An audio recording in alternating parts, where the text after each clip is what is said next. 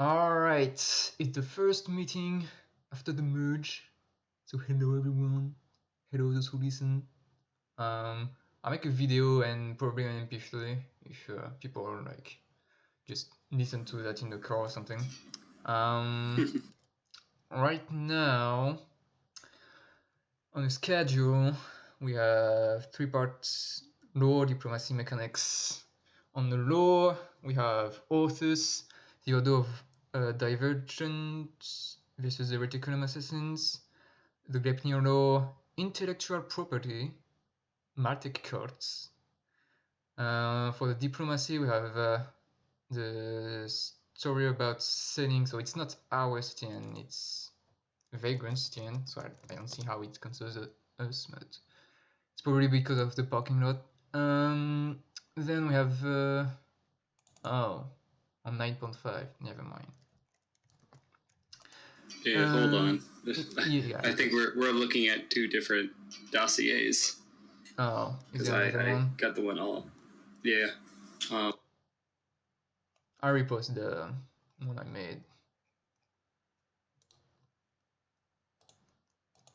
Catch that early. Boop. Oh yeah, that was already something. Yeah, because I think what we want to make the topic of this meeting is not the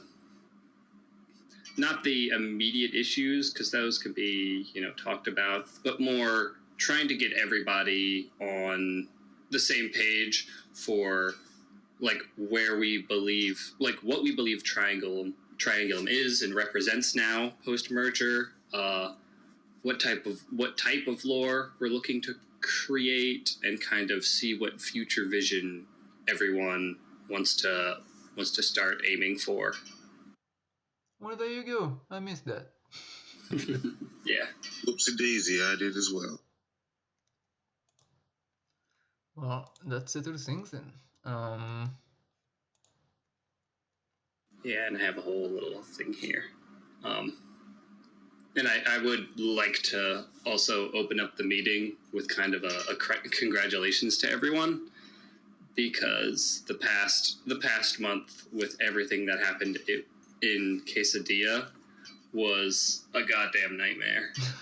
And it's really nice that everyone like was able to get through that, because I know, especially for me, like that was just depressing, because the merger was announced and everything was just so high energy and we were so ready to create all this stuff, and it just ground to a halt with a bunch of demands and threats.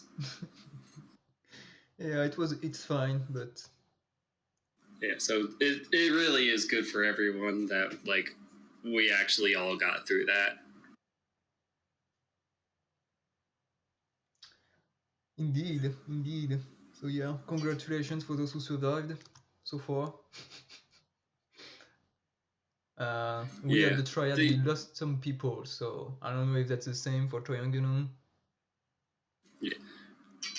So how I wanted the meeting structured is, after we get through a few initial things, it be a bit free, like consensus based. My Triangle meeting topics list is something that people can look over, and we'll start hitting them one at a time depending on what people think is the most relevant to hit first. But there's a few things I just kind of wanted to get out of the way before we systematically go through the topics. The only topics I think we need to hit are current vision of Triangulum and what our thoughts on the future of Triangulum should be. Then the rest of them can boil down to what we all think would be relevant to discuss. So all those things you said about the order of operations, debate, and whatnot, those are definitely things that if we think they're important, we can put into this meeting. Sounds good. So yeah, the one thing I did want to kind of get everyone caught up with is the Triangulum merge lore, because that's going to be the basis of how we think of Triangulum from now on. So it would be good for everyone to get caught up with all the stuff that has been happening with this.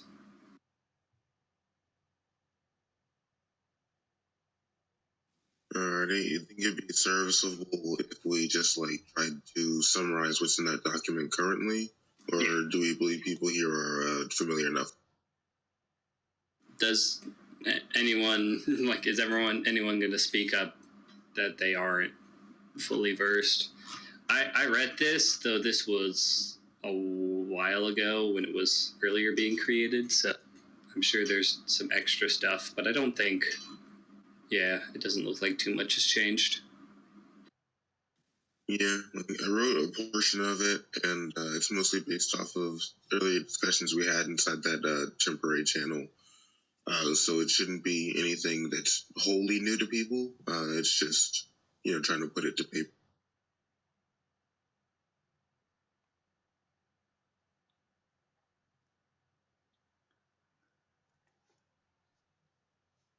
I mean, let's talk about it then.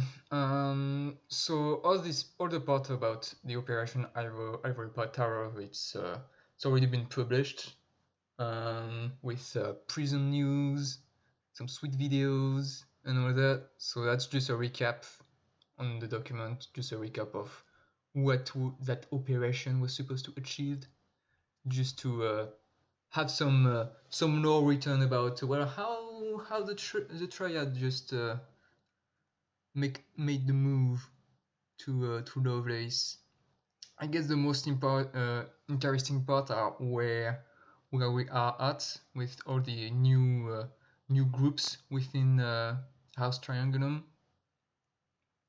and what's their relationship with the other already existing operations or groups. Right now, with the big groups, so it's with the law of the Operation Ivory Tower. Basically, there was a massive exodus from Honglu to Lovelace, and so now Lovelace has a lot of immigrants. I think that's the gist of it. And these immigrants were kind of categorized in the something called the Dao clan. So a clan is just a gathering of the Hongluan families who made the move, and right now they're just called the Dao clan.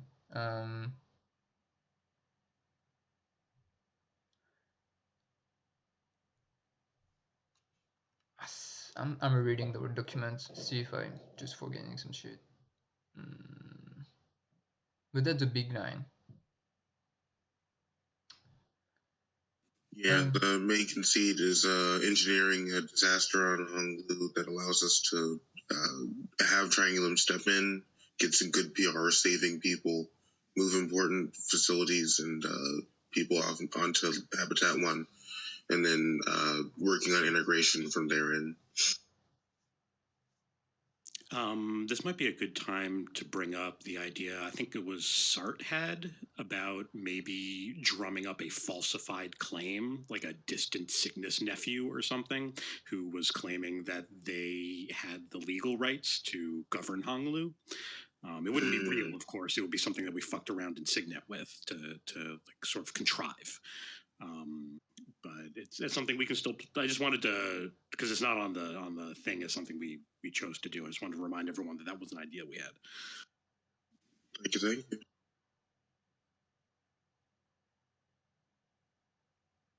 It sounds like a pretty good idea, to be honest.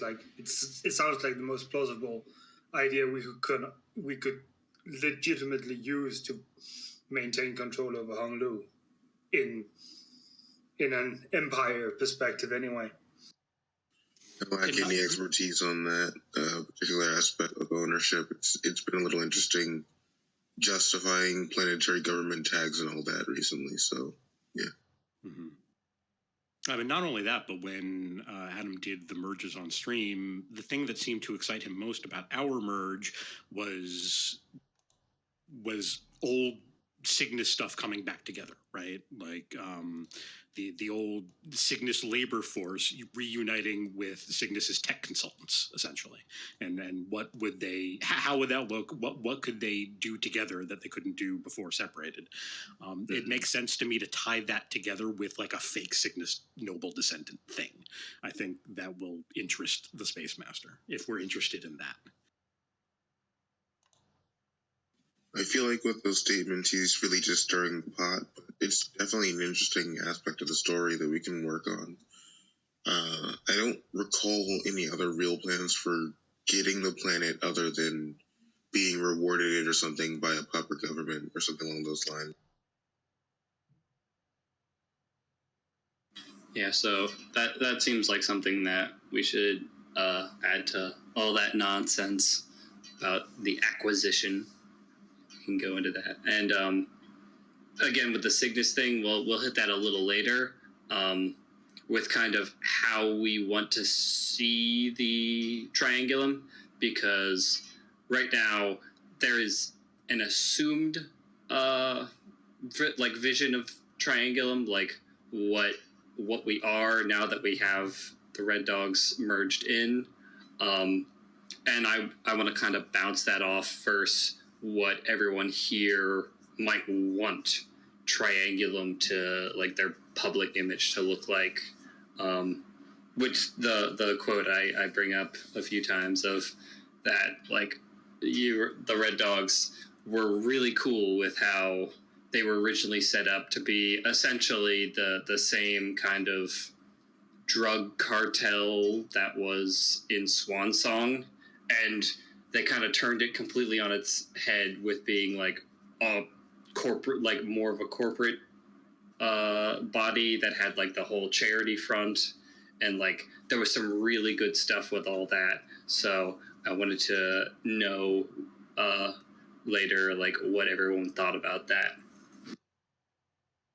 It's actually worth mentioning that on top of just getting like the old Cygnus workers, you also, like, a lot of Honglu's population was employed by Acre, so you also get a shit ton of really, really, really good, like, mass production factory workers moving in with Triangulum now, which I sort of got an idea about maybe having Triangulum sort of begin to get a bit more into the manufacturing side of experimental tech, and then disseminating the experimental tech for ease of manufacturing by Fornax or Acre Darnus or whatever we're going to call them now, the bank, just to sort of like essentially be like we don't know how we're going to make this work in anything, so we're just going to put it out into the market and produce the components for as many people as many people who want these components, and then just say, well, screw it, and then on the side have the whole criminal part with still pretty much controlling the entire criminal network of the sector. Yeah, so I had an idea for what this could look like, actually. If we could like hold that off for a bit and try and get through the document, and then we can move on to that, because that should be the next topic. So the next part of the document is the shoji, which looks like all the essentially the merchants and people who are just illicit or not, getting together and like being the entire reason that the money starts flowing for Triangulum, setting up shop and talking to different Triangulum nobles to do the financial administrative jobs that they don't want to do. Like many Triangulum have a lot of work in labs and such, and so don't really want to or have the time to deal with their own estates. So the shoji have been coming in to take over those operations, meaning that there's just a lot more money flowing around Triangulum than there ever was, and interesting ramifications for before. It was kind of a, I would say, like academic culture, fighting for grant money and whatnot. Now we have all the money in the world, so it's going to be an interesting seeing how we change from there. I think that should come with like additional implications on how research proceeds with that money. Like, it's going to come with strings attached, right? It's not free money. The shoji are going to want something out of the research. And, yeah. But essentially, it's like giving CERN the budget of the European Union. Like, just scientists doing crazy shit with money, but with strings attached. And my idea for the attached strings, which I was going to bring up a minute ago, was maybe just that when, like, let's say a researcher approaches his friendly neighborhood shoji for financing. In exchange, if the shoji is interested in that Triangulum's project, he'll insist on design schematics and reproduction rights, and we'll set up like a backroom shop with Triangulum serfs and acre employees making that stuff, making that experimental tech, and selling it on the gray market. I guess it's not the black market because it's legal on our end, but it's still probably experimental maltech, so it's not actually legal to disseminate into the sector. And that could get us started on like the semi-mass production angle while already working with the experimental tech angle and the strings attached on the money that's coming in. This way, the shoji make additional revenue off of the Maltech sales. This could also be an angle for Orthis for distribution. And it places additional restraints and motivations on the researchers. Are they going to want to go to the shoji if they know that this tech is dangerous and it's going to get out into the public? Will they care? Probably not. They're Triangulum. Would they have to convince the shojis, really? Because the shojis will be serfs, so they can just... Yeah, it's the one thing with that sounds a little or a little weird is it still sounds like two factions making a deal. Like, I think a big part of, it's our lore, but trying to make things a little more harmonious of everyone is Triangulum rather than it still being pretty separate. But I guess that's for the group to decide what they want. But that's my only little seeming stickler is it kind of seems a little separate. I think you would get integration on both sides. Like you said, you'd get shoji doing the estate taxes of Triangulum families in place of like the Eridanis that they would have hired before. And in return, you're going to get Triangulum commoners working in those backroom production labs instead of just in research labs. And like those acre techs might end up also working in regular research labs and in the production labs making the same Maltech that they're helping research, that kind of thing. I apologize for some background noise, but my understanding of the Soji is that they're supposed to function as a front for how the Red Dogs funds and, more importantly, logistics are getting used there. So they're filtering our horrible, dirty criminal money and using it in the ways that are best for House Triangulum. But it doesn't need to necessarily seem as split, because theoretically it'd be about cooperating for the betterment of the faction as a whole. So it can really come down to you just need to have an honest conversation with them about what you're making, because we're both immoral and want to make the best product theoretically. Yep. It'd basically be just like that scene that Ty did with Christina, except instead of about investigating an AI, it's about researching and making some kind of like exciting Maltech together. Like Shoji have the businesses and the like, but again, they're mostly just laundering schemes. So yeah. Like, it's about thinking of it in that way. You're approaching an independent investor, but the investor is firmly in your pocket. Yeah. And the last being I say this right, the Darukojin? Yeah. So the charges are legal, like they own a legal business, but among them there are the Dorcogins who, back in the Orthos law, were the bridge between the Triad and Reticulum to make shady business, whether it was smuggling, just giving information on targets, that kind of things. So just taking that into the merge law, it would be where the shojis they are perfectly like clean merchants among them, like that were brought with the triad, because we need some people who believe they actually do some good stuff, right, to have the front to be believable. But so among them to really differentiate who was in the triad, it's where the Dorcogins come in, basically. And I imagine the shoji would have been like the clean public faces of the charity before the merge too. Like they would have sort of like a parallel purpose, right? Because you would have needed public faces like that before. Yeah. We had a whole PR division. They weren't nice people necessarily, but they did the same thing with the charity front. Right.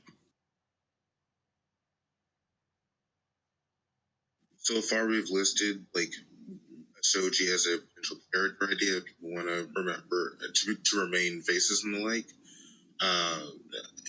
They'll be like public facing entities, so I haven't made my character one of those because ostensibly he's a wanted criminal, whereas other people who are based in the PR departments and the logistics, so on and so forth, are with that. If you might find it useful, I can find a spreadsheet I made a while ago describing what each of the Red Dogs departments did criminally. Let me see. Probably in the drive. It was a spreadsheet? It was a spreadsheet, but I made it personally, so it might not be the main drive. I can just check.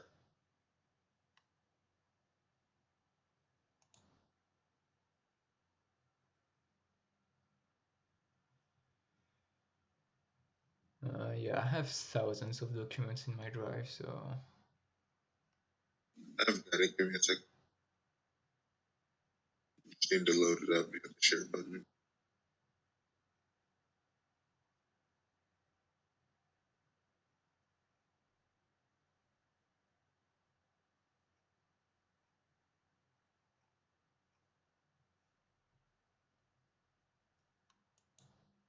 Okie dokie. So that should give you a better idea of what each department of the Red Dogs had access to and what various legal aspects were there. And we can look at how that might be disseminated amongst House Triangulum, because that's a bit of the infrastructure that you're getting. Most of those are revenue sources. Oh, nice. I've never seen that one.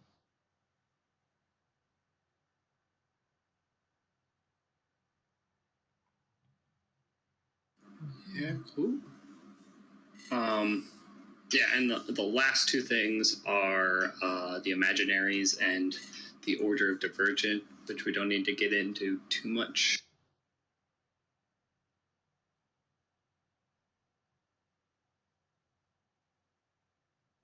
Yeah, I understand the Order of Divergent. I'm not quite sure what the Imaginaries are, though. They are the agents of the protractor of Lovelace. Kind of the internal police. Like, if a protractor fucks up and just starts to do very dangerous shit before it goes out in the public, like the Imaginaries have, I mean, basically take care of the guy. Like, either eliminate it, blow up his lab, that sort of thing. Gotcha. Yeah. And then I think all of us have been talking about the Order of Divergence for a while, so we should be familiar with it.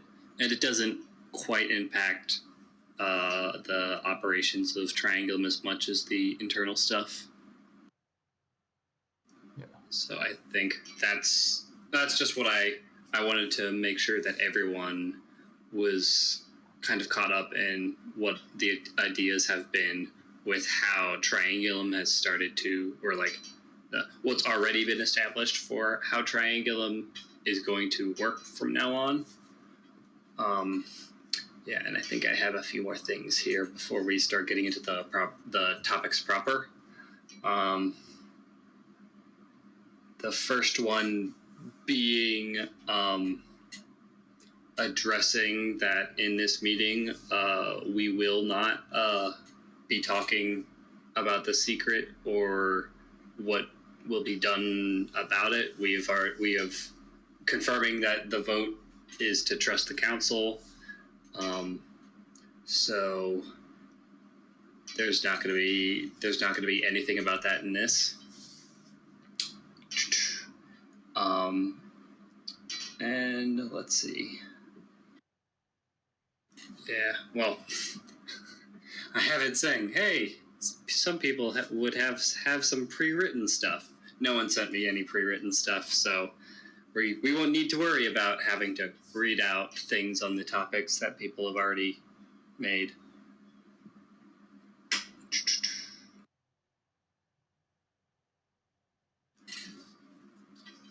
Sorry, you meant Yeah. like linking the documents for the topic list?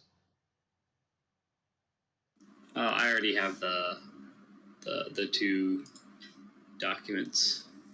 Okay. Yeah, all right, and that's everything. So now it's kind of a consensus for everyone on what we need to talk about next. I've changed the Triangulum meeting topic document to be editable now instead of suggestions.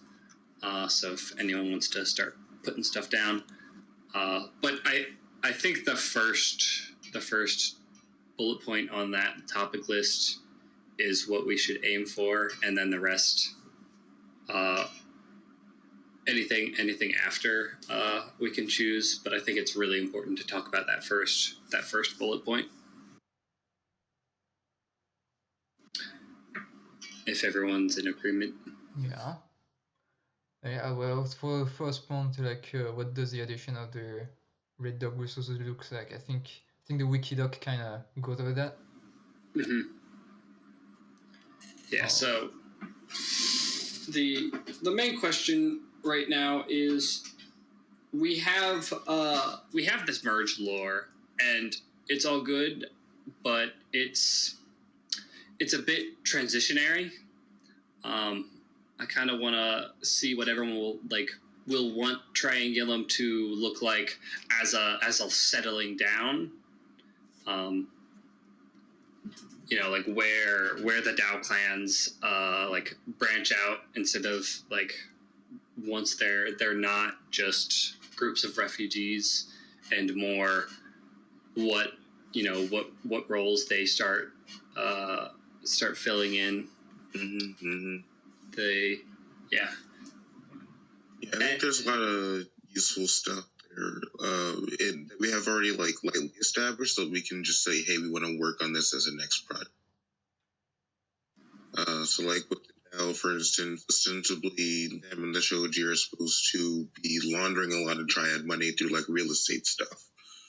So we could talk about making, new habitats on Lovelace that people do actually move into, or ones that are, empty shells to justify moving funds. If you want to get some good old fashioned laundering lore. And that can work as a little bit of our interaction.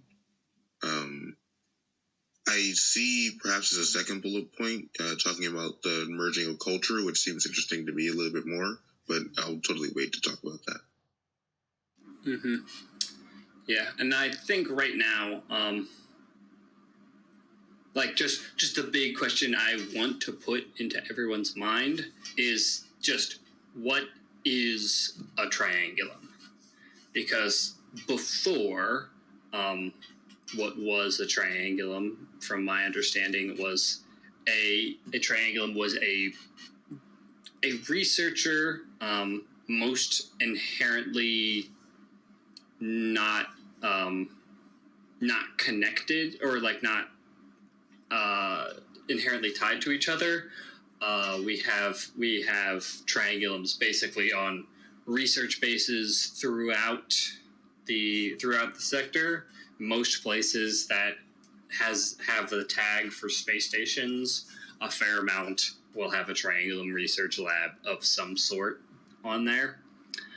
So it was a very divided house where it was just important researchers who were very focused on their purview of research.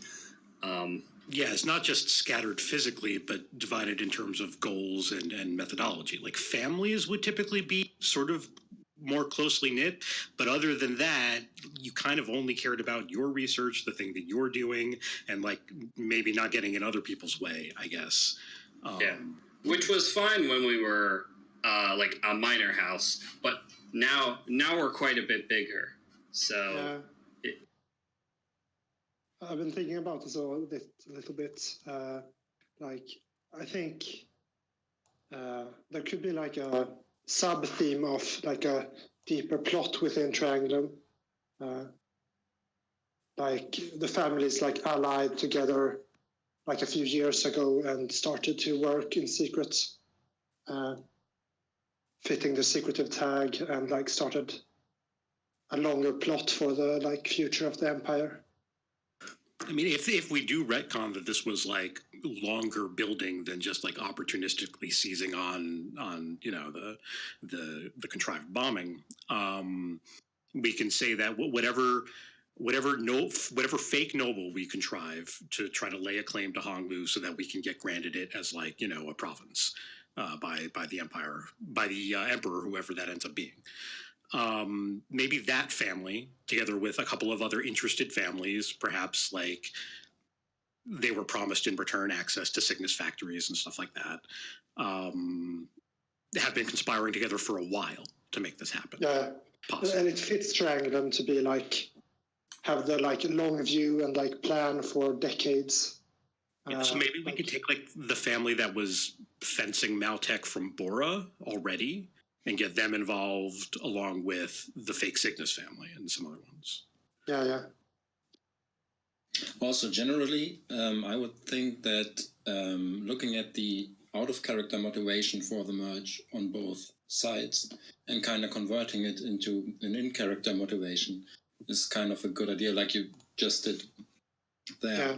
Like thinking about maybe there was a family who wanted more power for themselves among the rest of the Empire, which is basically why I guess Triangulum merged with the Red Dogs out of character to become like a force on the board, basically, and then converting those ideas and thoughts into the in-character space. Yeah, like Triangulum has definitely like been like the underdog and slowly got more ambitious in secret, I think. Yeah, maybe the avenue to pursue that was looking at what factions, like in-character factions, currently in the sector have access to the most interesting stuff. And maybe the Red Dogs being present on Bora and on Gleipnir, and we had the surveyors on Getz at the time. Yeah. And maybe that motivated the higher-ups in Triangulum to pursue that. So I will have to leave this meeting in a moment, and I just want to put in some idea, because I think that whoever decided to merge with the Red Dogs, that was someone who actually hijacked Pythagoras. They just like went around Pythagoras. There's some new power in Triangulum that would do that. And I think this is your entry point for like for everything Red Dogs related. That the Pythagoras just go to a second seat. There's someone else taking charge, and I'm not sure who that is, because you can figure this out on your own, because I will leave in a moment. But that's essentially what has to happen, because Pythagoras would not allow this kind of thing. I think so. This is what happened. This is actually what took place. And from there we can go anywhere, really. Yeah, I think some kind of schism would most logically explain the move. Yeah, I think what you would get most likely is a rogue Pythagoras acting unilaterally with the authority of the Pythagoras, but with his own agenda. What I think is like the Pythagoras is like littered with POL agents. Like people are both Pythagoras and like the secret society protectors. So that would like create a power base within the Pythagoras that is like not neutral and wants power and doesn't do science for science sake, but science getting more powerful. And Triangulum getting more powerful is good for the Empire in their eyes. So that actually brings up a good point, because there's... I was thinking more like the Pythagoras is actually... It's old, and it has a tradition, and I don't think Pythagoras is something that these people who took power will go through, because that's just too much work, too much effort to change the traditions. So they just go around the traditions. I'm thinking someone just put the Pythagoras aside. Something happened. I'm not really sure what. You can spin it like Habited One has a problem with food. They actually rely on Acre to get them food. They don't have food on their own because Lovelace is dead, and there's a population of Germany living in orbit of Lovelace. The dome we have, I don't think it suffices. So I don't know how they convinced everyone, but there's someone who just ignored Pythagoras and just signed the contracts and got these people from Hongleu, and now they're in charge. Like Pythagoras isn't even like a proper government even. Yeah, they don't really have that power. Yeah, it's like volunteer government, like volunteer mayors. It's more like these are people who just project like the commandments of how to be a Triangulum. It's more like a church than actual government. Yeah, as long as enough families with enough money and power like decided to do this as an alliance, they could just do it, because that's how Triangle works. Do you know who it could have been? Our candidate for Emperor. So I was going to say, there seems to be like a clearly emerging imperialist faction, not just among the members, like, you know, the out of character players, but I guess among the house it would be reflected. And I'm actually seeing like 3 separate factions emerging: an imperialist faction who really wants the throne, an expansionist faction which might be satisfied by the throne because it gives it what it wants anyway, but really just wants to seize worlds and start timers, and like a more neutral exploitative faction that wants to wait for a civil war to develop so we can profiteer off one of the sides. That sounds all like the same faction to me. I mean, it might very well be, but it's named Triangulum. We seem to be trying to achieve the same goals by different methods, or by focusing on different methods, and I think that would be represented in the fictional house. You would have families trying to do it the legitimate throne running way, either by backroom deals or by electioneering, and you would get ones trying to just seize worlds and just seize power and just exploit other conflicts. Yeah, I think the idea of being a little bit diverse in the motivations inside the house is actually more interesting than being a very coherent front to the outside world, like some other factions are. Yeah, and honestly, it creates more entry points for lore interfacing with other fiction. It also kind of matches the like weirdly space libertarian lore that we've had going on so far. Everyone's incredibly individualistic, much more so than it seems in other factions, and I like that we're going to keep that going. I think an important thing. Sorry.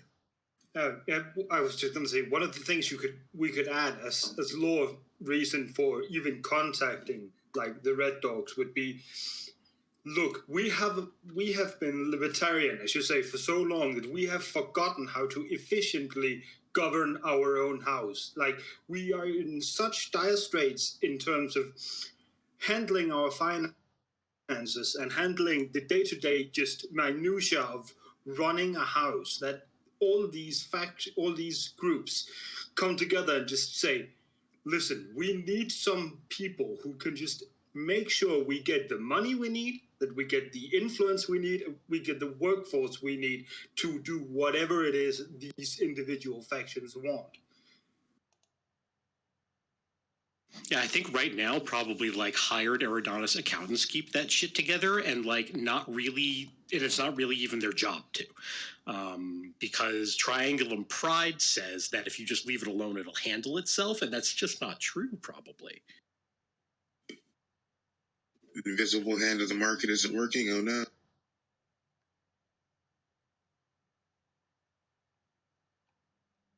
I don't know why, but I get this sort of Cerberus from Mass Effect without the racism, like, vibe from what Triangulum is becoming. Like, it's becoming more like, let's just develop a lot of insane shit. First of all, just to see if we can do it, and then figure out what to do with it later. Yeah, that was definitely an inspiration, actually. And actually, on that note, I wanted to bring up, excuse me. You mentioned racism and space racism. Suggestion, courtesy of Hyperbillis from a long time ago, that I think we should possibly revive, was that they think we should join the symposium to try to get Pixis more interested in Us for the Throne, but that we should do it in an observer capacity like the church, and that our primary ideas should be about setting up stuff like alien zoos where we can experiment them on stuff. And stuff. And I think that could be a fun way to get lore building with Pixis, and to do some like sketchy immoral stuff that fits with the setting really well, because the setting is kind of gross like that. Just to come back to the idea of the three separate groups of Triangulum who try to find a solution. What was it? It was the imperialists, those who want to expand, and imperialist, expansionist, and I guess the opportunists, the exploitive ismists. I don't know. Yeah. The ones who want to wait for a wider conflict to develop so that they can play both sides and profit. Yeah, I was looking at the Triangulum wiki. It kind of looks like the cliques, right? Yeah, we could expand some of the cliques into these fronts, I think, pretty easily. Yeah, I think that definitely be good. We can make up like family names of people that are useful for this. A thing I had in mind back in the Leak channel and the like was trying to figure out who, as a family, be willing to like intermingle, to intermarry. So not intermarry most to each other, but to marry in dogs who want to get like some low tier nobility for social opportunities, or reach out to members of the triad for stuff like that.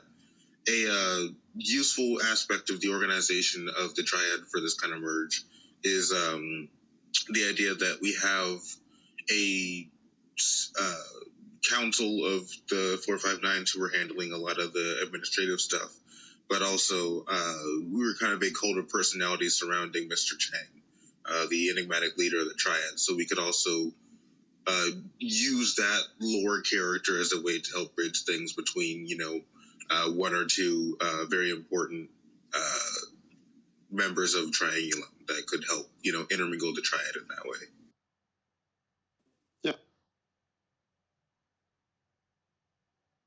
Yeah. Like, there's always room to create more families, or if we have one that we think will fit, it could be work as well.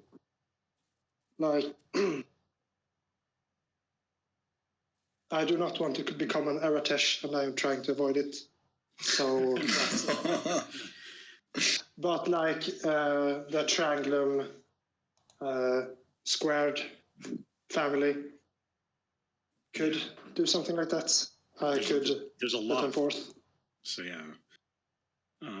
The other thing is, I could offer actually my own character. Cohen would totally marry for research financing. His nobility is not worth very much internally, but it'll get you technically a nobility card. So he would do that. Yeah, it just becomes Bradley and like triad people. Yeah, if we want to talk about that right now, and then we can do the culture later. That was a big question of the nobility question, where like are we a faction of just the same old Triangulum, but now it's like covering more, or like what was the deal with the triad? Are we faking, like, are we bribing the church for like extra record, or like for them to forget about certain records? Because that was something that was discussed, because it was something that Serpents was doing, to have some people, just kind of show up and, oh look, they are nobles, aren't they? Or to even for some of the like more dastardly, with the Bioscions and TL5 reconstruction, we can literally remake some Triangulum that might have died over the years to have them just there they are.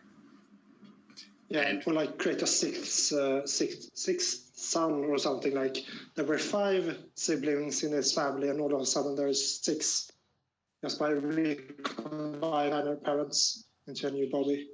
Because I know I've said this before, you've all heard it, but like the idea that if Mark's character miraculously somehow survives to this point in the game, him getting a notification of, hey, thanks for resubscribing to the Triangulum newsletter, and your estates on Loveless have been reset up. We've got a book club on Thursday, and yada yada yada, and him being Mr. Paranoid, being like, excuse me, because he was once a Triangulum at some point, and now his nobility, the church just kind of forgot about that he became a priest, and oh look, he's back in Triangulum.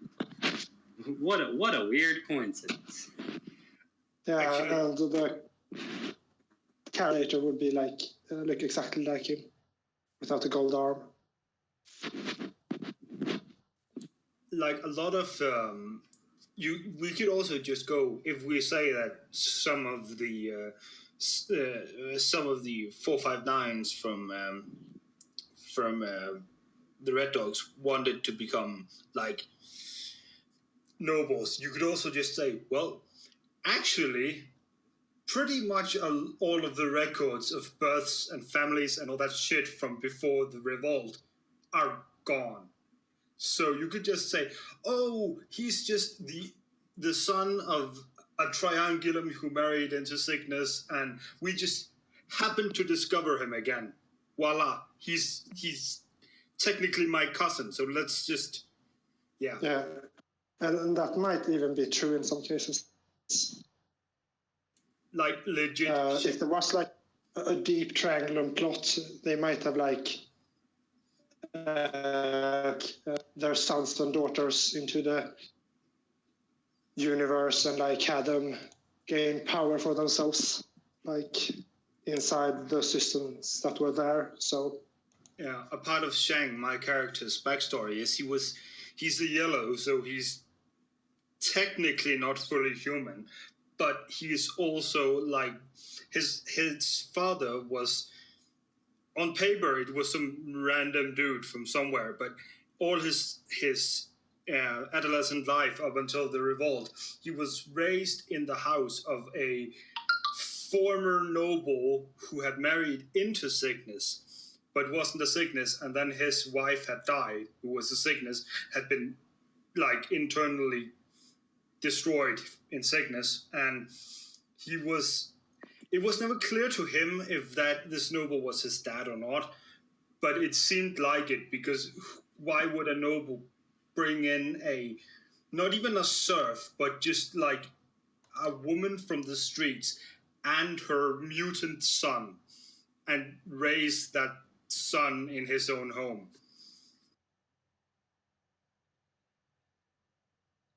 So yeah, we could go with, we have a lot of ex-Triangulum sickness people who who intermarried with Cygnus but had illegitimate children who are technically still noble but sort of not, and then go that way. The charity could have been where a lot of Triangulum scientists who otherwise would have been executed by Crux went to go and hide, and are now just coming home. And that could be where the motivation to merge came from on the Red Dog side, was that faction of ex-nobles who wanted to take all this new power that they'd acquired and bring it home, and and become and re-legitimize themselves. Yeah, I know that Shui had an idea like that with a background, so I think it could work. Yeah. It's definitely an interesting idea because, instead of it being a lie, it's like, no, it's really true. Some of these people are just showing back up. It's like, oh yeah, no, these people totally existed. They just went away for a while. Yeah. I know. Well, they lived on the shithole planet, essentially. Mm-hmm. I know, at least early on, there was an idea that a fair number of people in the dogs were either ex-Cygnus or previous nobles that were just stuck on the planet, which is definitely a conceivable thing. And then once you get into that kind of lifestyle, it's a little more profitable anyway.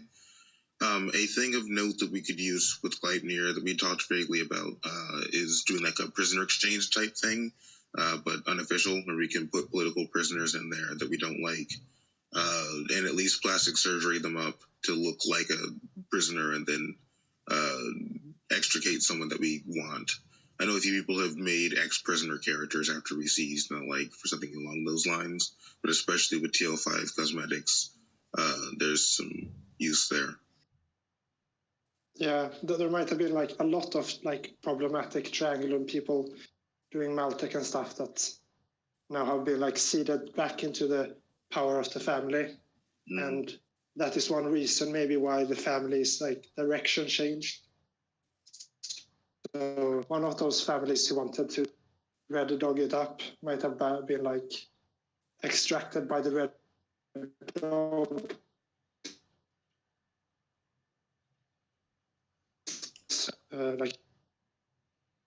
Sorry, your connection is eating you.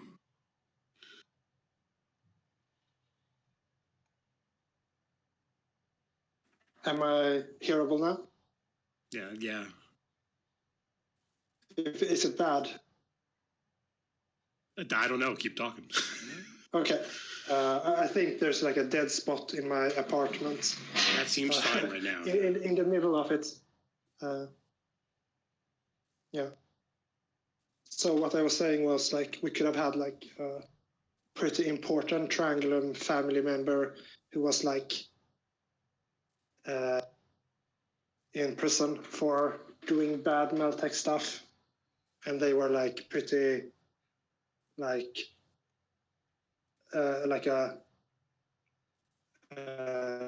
person of the ambitious Triangulum that wants to take charge of the empire.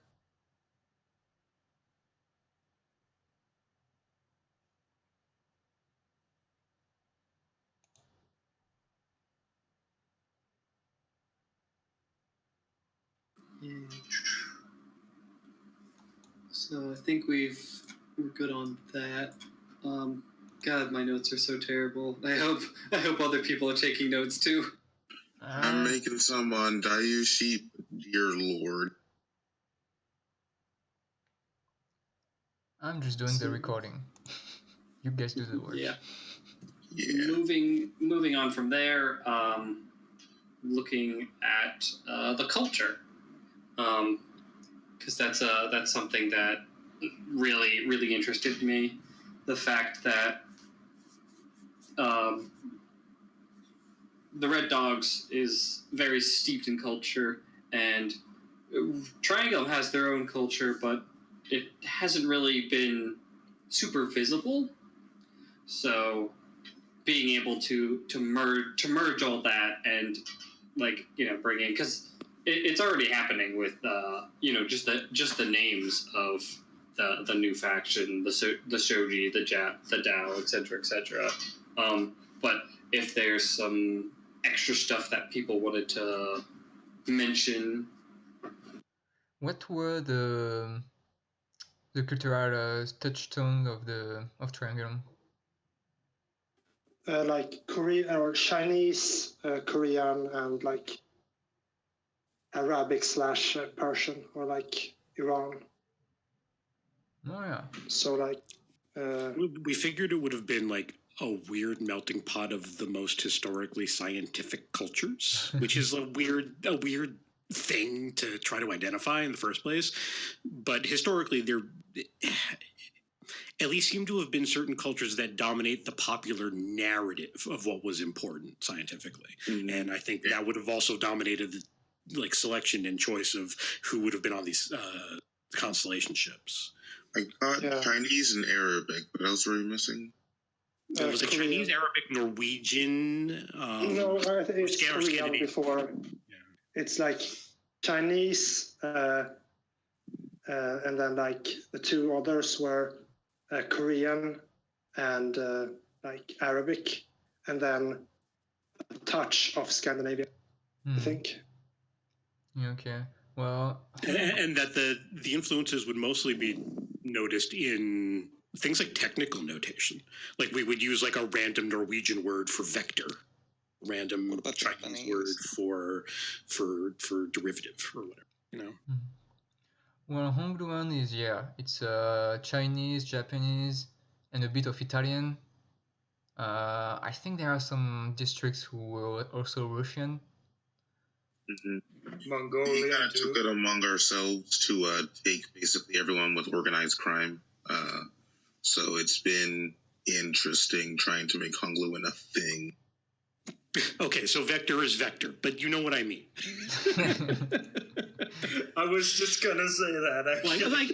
But that is what I mean. We're already using the word. See, no, but that sounds like a similar approach that we used. So that's interesting. Mm-hmm.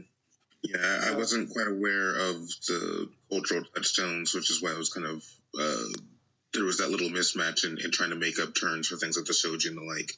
I don't think it's bad that there's a bit of that, obvious lines people interact, but we can look at ways that perhaps they blend that aren't purely linguistic, but are in like behavior or approach to things. Yeah, like architecturally, I've been working on like a new Habitat 1.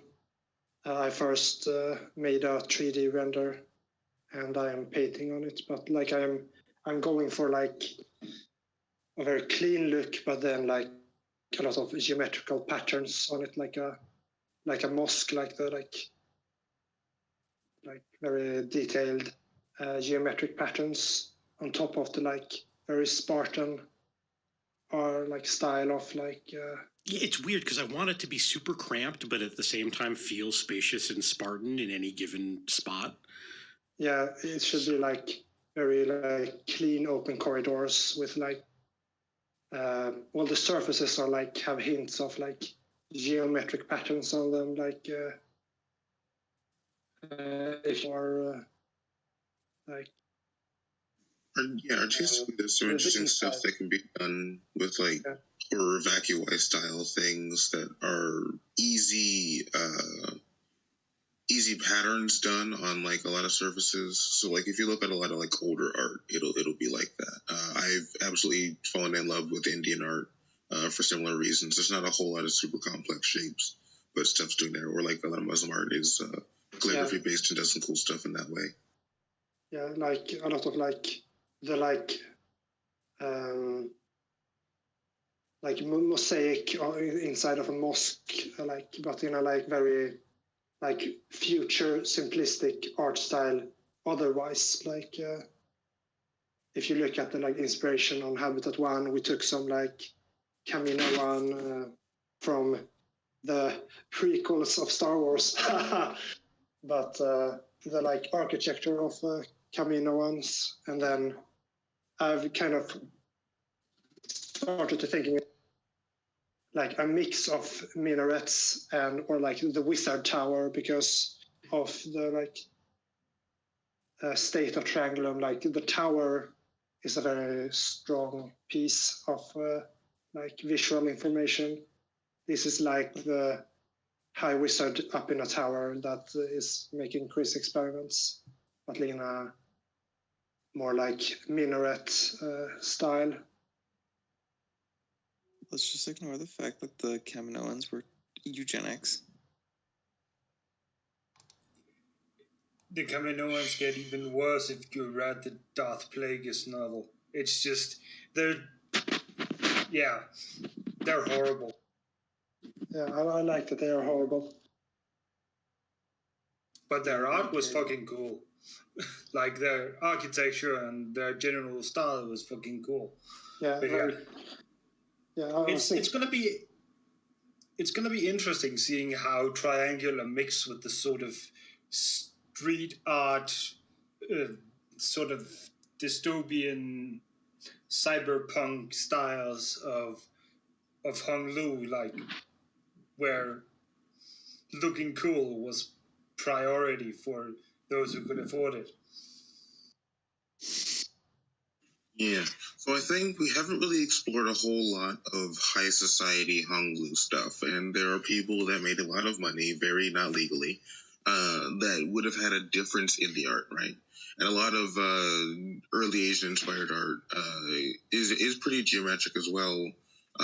Calligraphy angle can do a whole lot for people that have an interest on like doing things perfectly. The fractals and mandalas that have been mentioned are present in a whole lot of cultures and can show up in a Eastern geometric kind of way. If you think about like Eastern alchemy and all that stuff, like whenever you see it show up in things like Fullmetal Alchemist and stuff, very briefly, there's some use there that I think we can find, especially if you like to kind of think about that Maltec cult stuff. The images that Zhao's had for that could be worked with.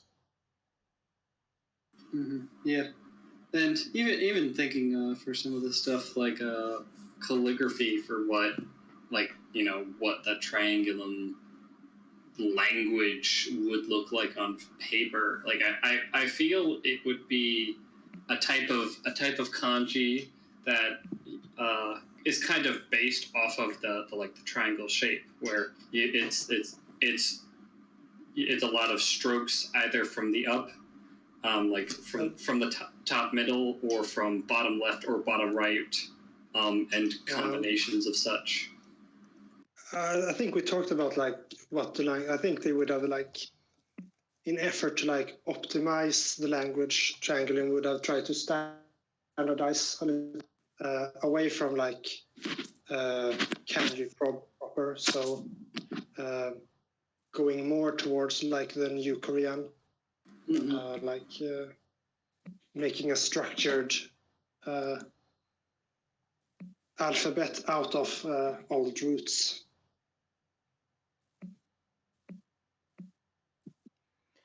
Yeah, I think. Go ahead.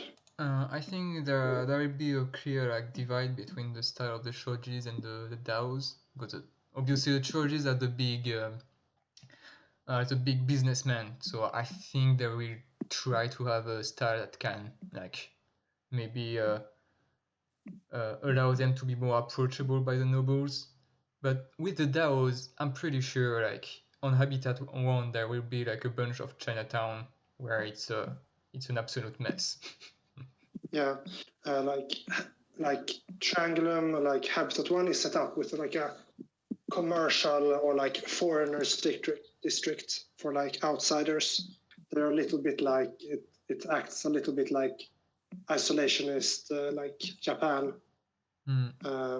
If you know about that period, there is big trading cities with a lot of culture, and then on the inside there is a lot more Triangulum focused.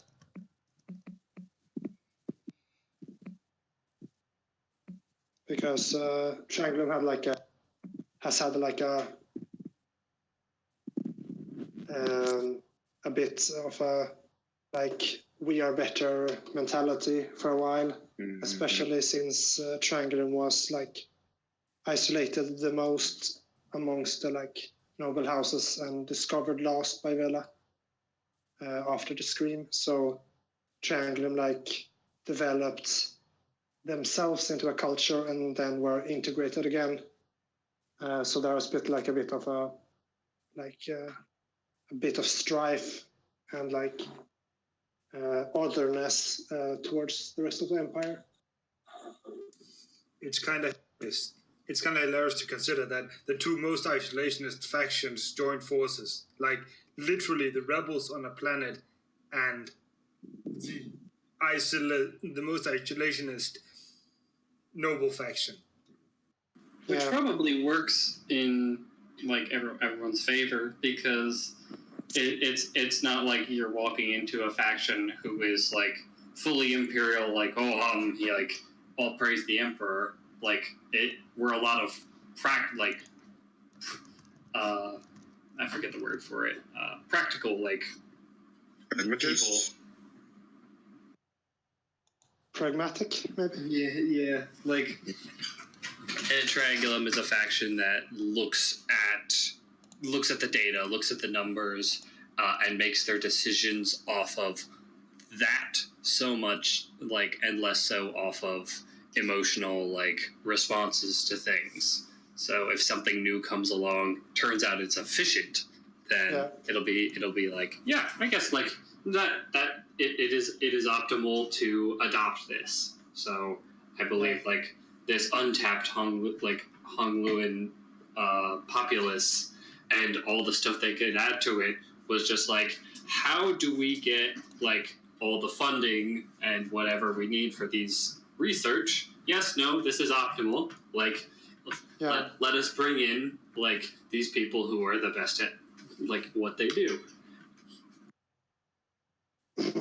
So I think there might have been a point where Triangulum did the Isaac Asimov, the culture style calculation of what should we do for the betterment of the empire, and came up with we should go off on our own and try to influence, because hiding and being in the shadows or being not influential is not good theoretically.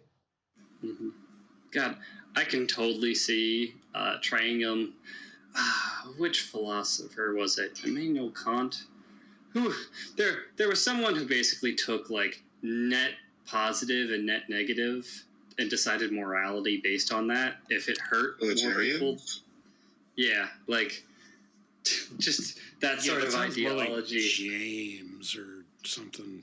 Kant was not a utilitarian. Well, no, Kant was not a utilitarian. I took psychology 101 or whatever. So not big on. Yeah, Kant had not I know any of it.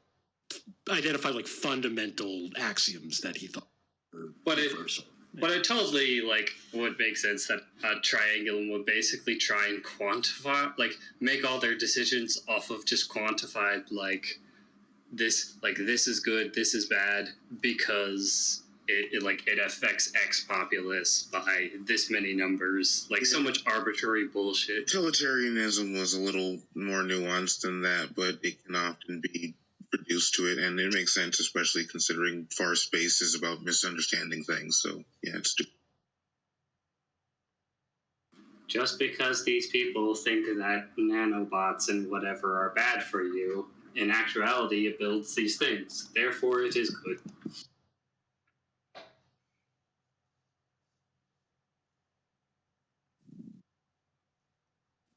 Getting back to culture stuff, I think there will be the commercial districts will be a lot Hongluan influential from now on, and very chaotic, and we will have to add new modules to Habitat 1, and there's a very big expansionist phase even on Habitat 1, and it's a little bit chaotic and stuff. Yeah, we would need to either make the station larger or build new ones, or maybe new surface settlements, and a combination of all three might even be interesting. I don't see why we wouldn't. Yeah. I definitely think that new settlements can be a thing just for base population, but also we can use them for real estate laundering or for just specialty living, right? for people that want to have luxury stuff. Yeah, but the other thing, though, is that I want to keep the expansions as integrated as possible. I don't want these to be ghettos where the new people live. I want, like, a new thriving business district where there's lots of new labs and stuff like that, where everybody goes, that sort of thing. Mm-hmm. Yeah. I think a neat backdrop that we can have on Loveless is the creation of Habitat 2, like looking out and seeing the half-formed Death Star. We asked about that. We can't have another one that big. We can make a station. We can't have another there is like a thing. Yeah, because there is a wreck up in the orbit.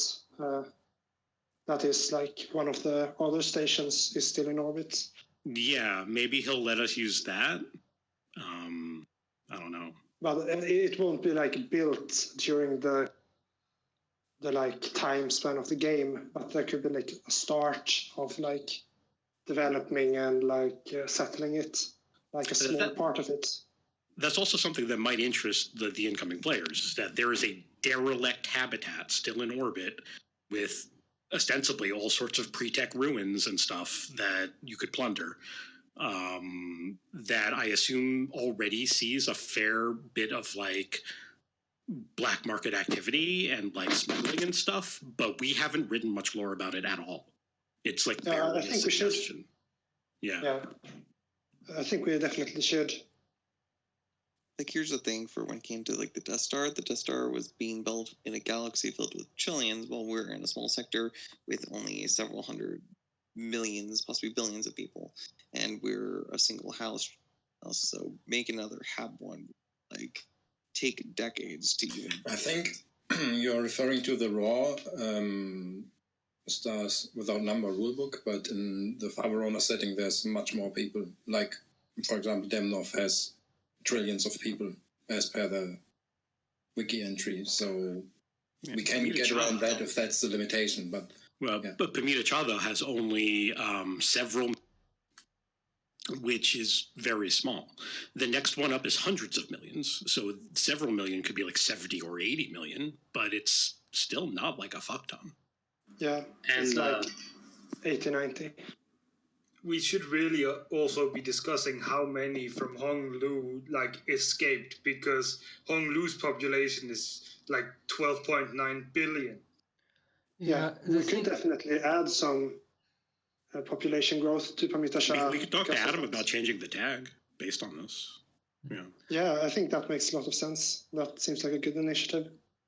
The thing with putting a number, and it makes the thing with putting a number on the number of immigrants we're moving is that like the second you put it on the wiki, like someone in general chat will be, well, actually, it's not possible. So I think it's better to just like say like, well, yes, there were mass exodus, but not actually put number on it, because I think it's pretty hard to judge the scale. To those people, I would say, fuck you, I'm a human trafficking expert. Yeah, we could just ask Adam, and if he says okay, we do it, and we don't care about the others. Yeah. I think an important thing that's a recent change for the dogs, but useful for keeping in mind with this, is we finally had the opportunity to take a quality over quantity approach to things as well. So we might not need a full new arcology, but we could make like a full-on, newly renovated lab space that's, I don't know, maybe focused on like reproducing experiments so that you guys can verify results or something. Something that actually pushes science forward, but maybe isn't glamorous, that you can just put somewhere if you want to just have like a lore thing. Yeah. To come back something I just heard, like, are there pre-tech ruins around Lovelace, like floating around? Several. There is one other habitat that we were unable to renovate or like recover, still floating in orbit. It didn't get.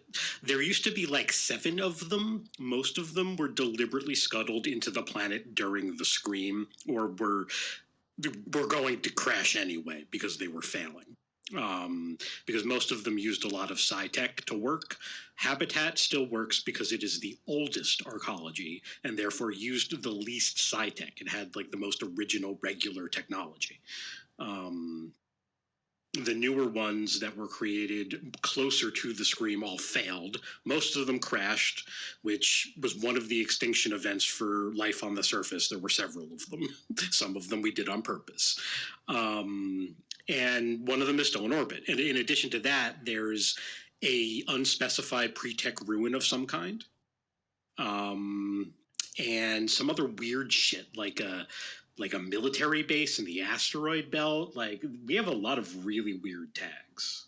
Yeah, and then the like pre-tech artifacts on the Lovelace surface. So there's a lot of stuff going around. So presumably Triangulum pre-tech, like before the Scream.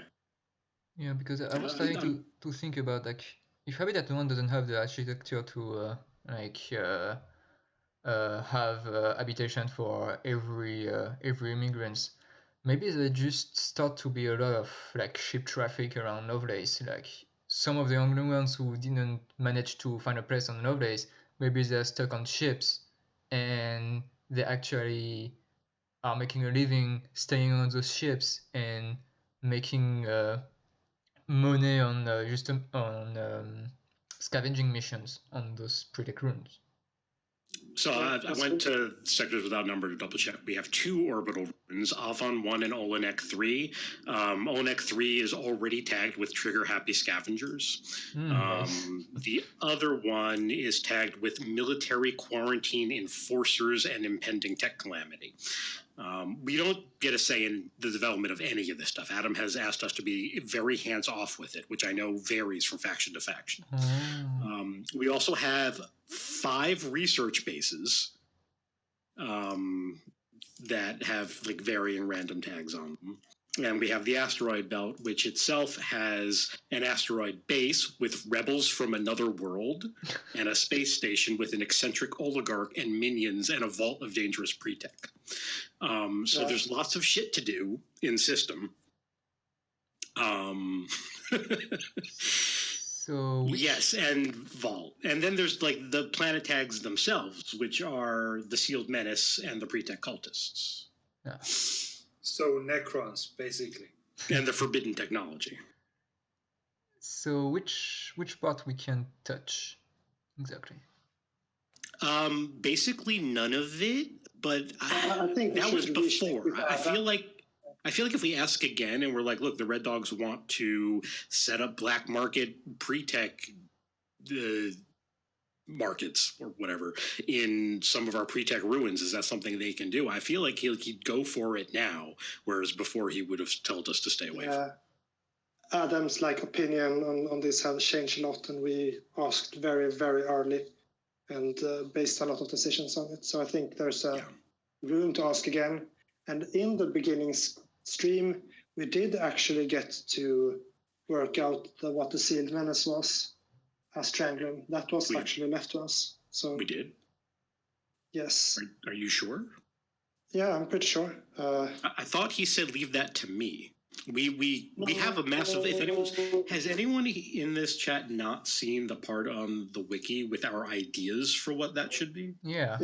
that came from like Adam at the like setup stream when Triangulum was created, or the planet were created. We were invited to make that lore. We were just so like diverse in our thoughts that we never decided on anything.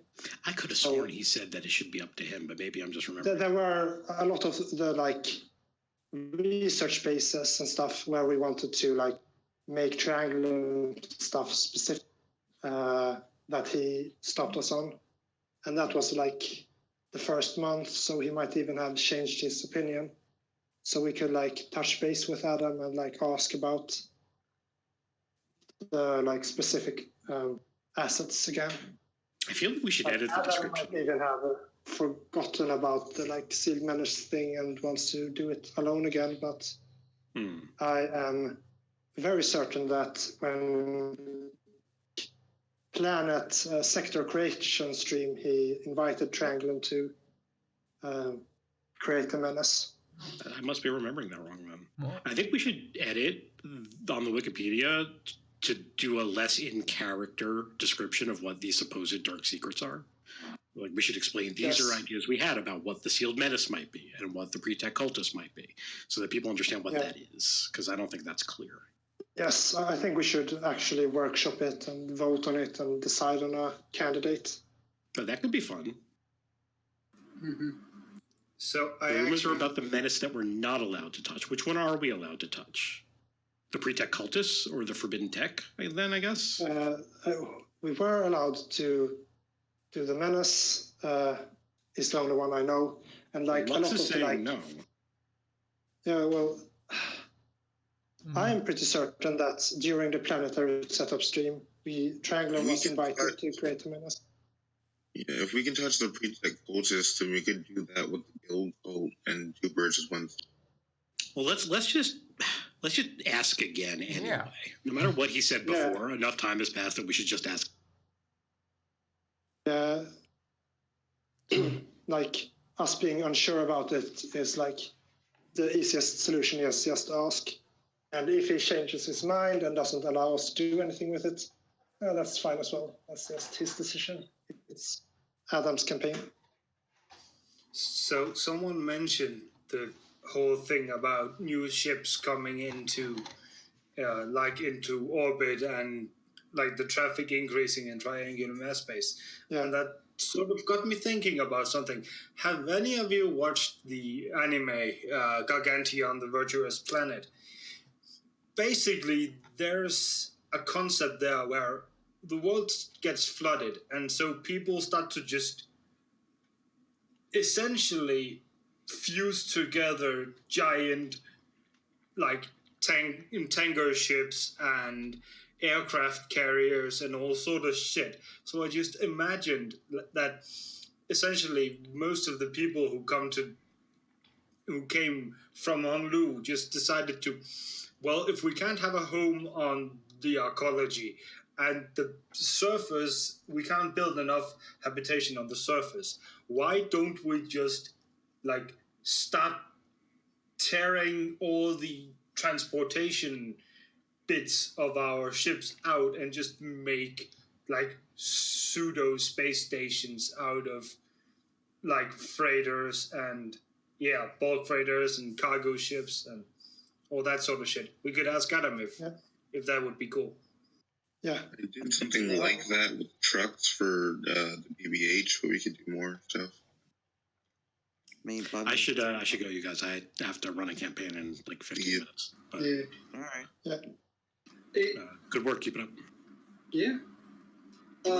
Considering how like something that we could do on that front, or something to do with the Dow clan, like a lot of the essentially taking all of those ships that were destined for a one-way from Honglo to Loveless, and have, instead of Habitat 1 is a very, very is a pristine TL5 kept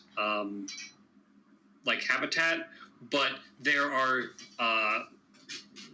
hovering around the Habitat 1 are these essentially balls of stitched together ships that we it was just such a high mass we didn't know what to do, so they just kind of got all glued together in these pseudo space stations. Yeah, and still hold the kind of poorer populace. Yeah, I totally see some ships that were the spaceport who were like Sang said, completely ripped off of any fly-worthy equipments, and just started piling them on top of one another to do some makeshift. What's the word again? Makeshift. There you go. Makeshift skyscraper with just ships who are just sometimes floating around just for maintenance on the spaceport. Like some pieces of floating puzzle around the space station. That could be cool. Yeah. I mean, considering how Hung Luans are basically kind of live around, I could imagine that basically they do. But also, it would actually probably be an increase in personal space for most Hongluans living aboard a makeshift space station made out of ship parts instead of living in tiny apartments crammed into like horrendous slums. Yeah, that wouldn't change much for them. If anyone would be able to live through it, it'd be them. It's like, oh great, my room just got upgraded from a 5x5 to a 6x5. Hooray! You think we should just try and go back to more topics along that sheet, just so we keep moving forward, or do we want to keep? The most important was the most important is what we feel Triangulum is right now. And then we can start moving on. But I knew this would be like essentially the biggest topic, and I just put down a few bullet points. Those bullet points on there were not like definitive; they were just starting points for conversation. Okay, yeah. We can look at like future lore stuff that we want to do. There was some talk about like plans for the future, but we can make that like more immediate future if we want to like have that kind of talk. Yeah, we have the the claim on Honglu storyline that we could try to make, and then we have the all the new stations, I guess, coming from this talk. Potentially the Imperial candidate family as a ambitious sort, and we could make a new sub-faction, or we could just name some people. That's a good. And we have just all the normal collab between Dogs and Triangulum that would be useful. Be it new technologies, the Meltech cult, the guild tech stuff, which would be tied into that. Fancy new drugs, whatever we want to make. Yeah. I think what we want to do about the Imperial candidate is, again, not make anything that is even remotely definitive, but make a list of what Triangulum would want to see in a candidate / what positions they could possibly hold. And just kind of send that along to Adam, where it's like, what would be who would be the Triangulum candidate? It's like, well, somebody sidestepped the Pythagoras and brought the entire house into this new age, candidate ? And then just other the Pythagoras has been a. Vic definitely has a different opinion on what the Pythagoras is in general, what it means than some of the others in the house. Yeah.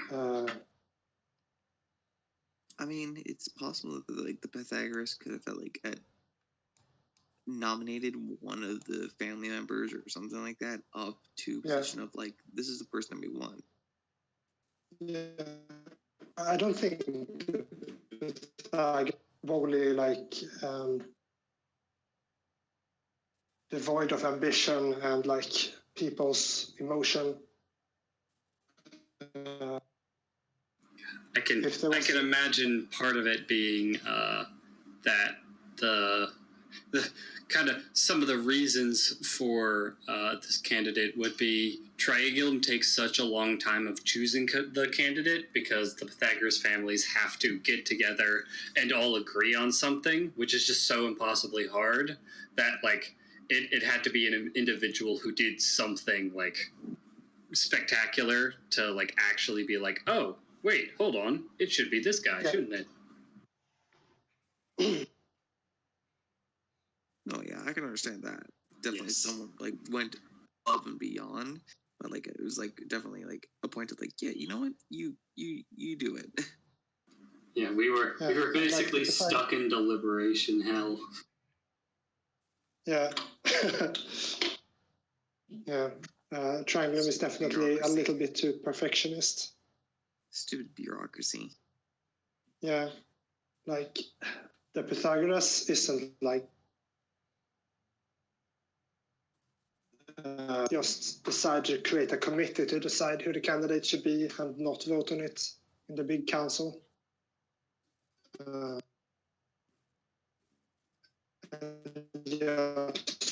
And like decide on somebody.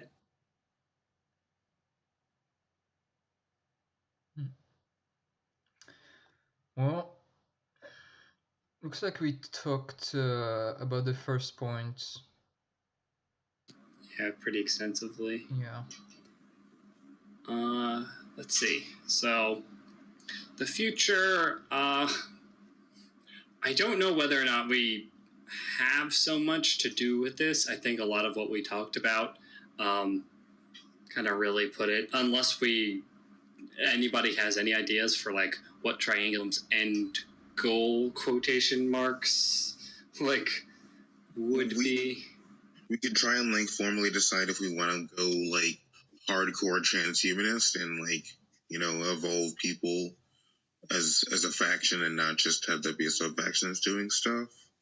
Or because like ideally the imperial mandate for us, right, is advancement and research of things that are useful for humanity, right? Mm-hmm. But we can flavor how that looks and then maybe try and, you know, rebrand it a bit to represent whatever the Triad's influence is on that. Mm-hmm. Yeah. Like new like habitats and trying to gain power enough to start terraforming things when it's actually possible now. When we have the red dogs and even more possible if we become a candidate. So like expansion onto like barren or like depopulated worlds might be a thing. Mm-hmm. Trying to set up atmosphere scrubbers and stuff.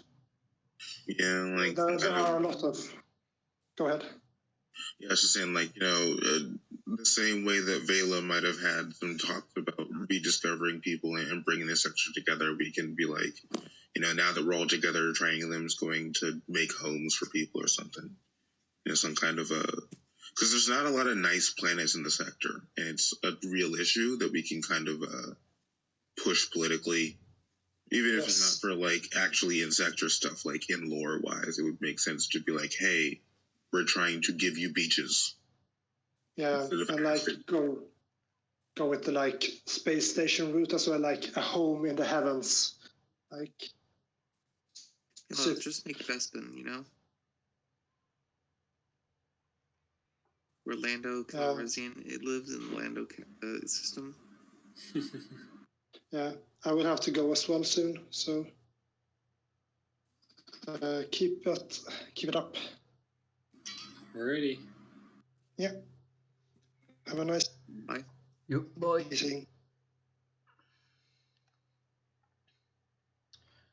Yeah, for the end goal, I don't have a lot of ideas right now. I think. Yeah, so it seems like we'll put that one to the side for now. Then. Yeah. Other than, you know, for possible candidacy type thing, like being our goal to be like bring terraformers back online, and start like we can start taking that angle. That might be something good. One thing I did want to, before we completely get away from like what Triangulum looks like now, is what the house does differently right now. What the like, because now that we're no longer just research and, you know, provide data so that Fornax or any of the other manufacturing houses can actually make the tech.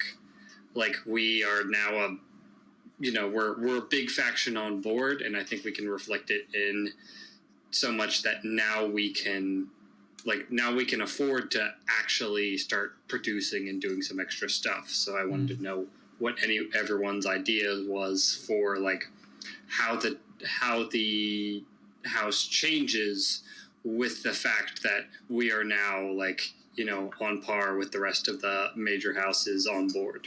Mm-hmm.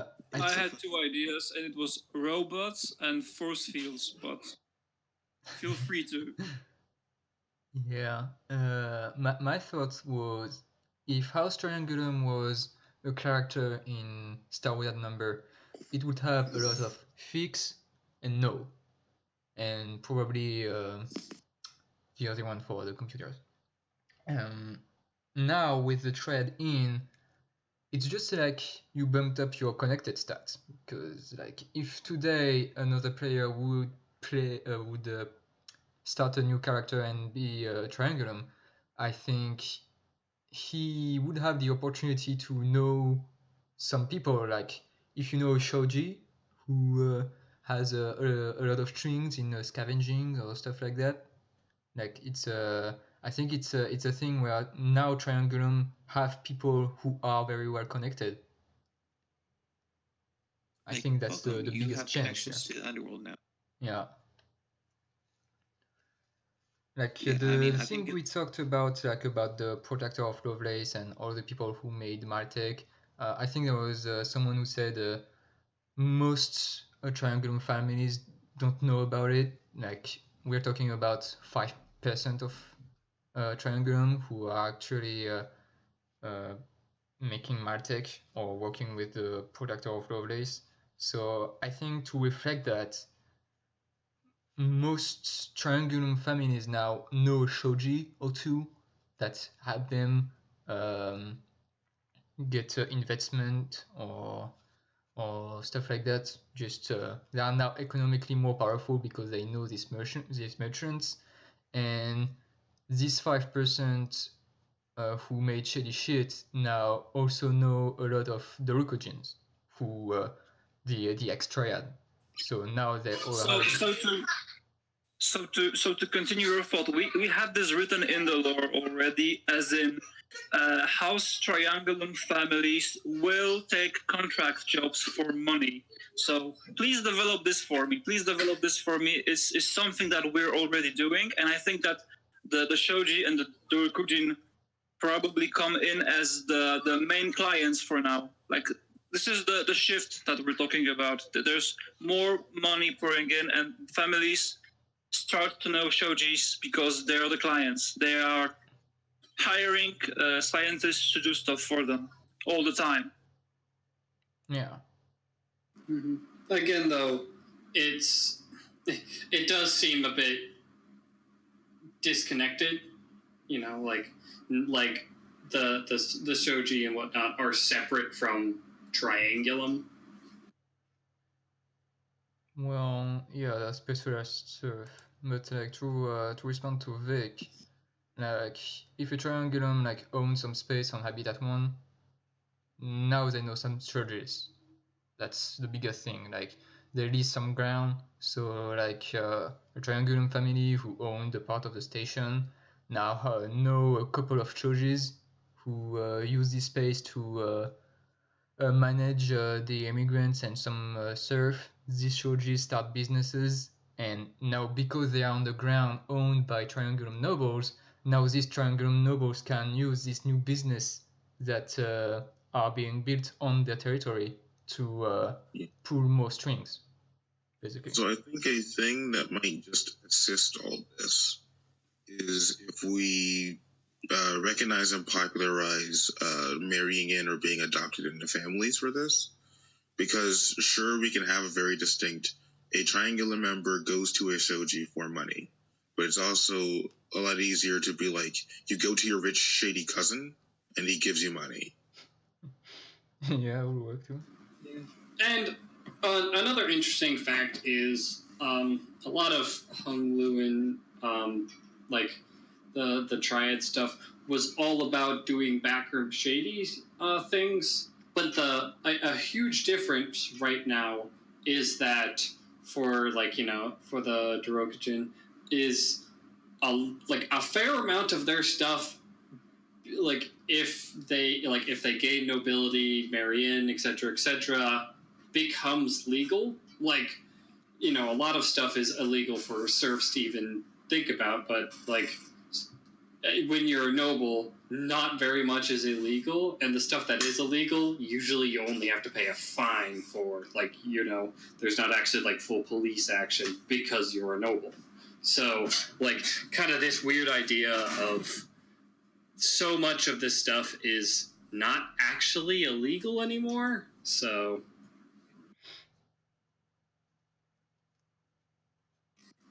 wanted to get your guys' opinion on, like, kind of that front. You mean like what would happen if a Triad member becomes a noble, and what if it's their business who were very illegal, now they are a noble? What's the result?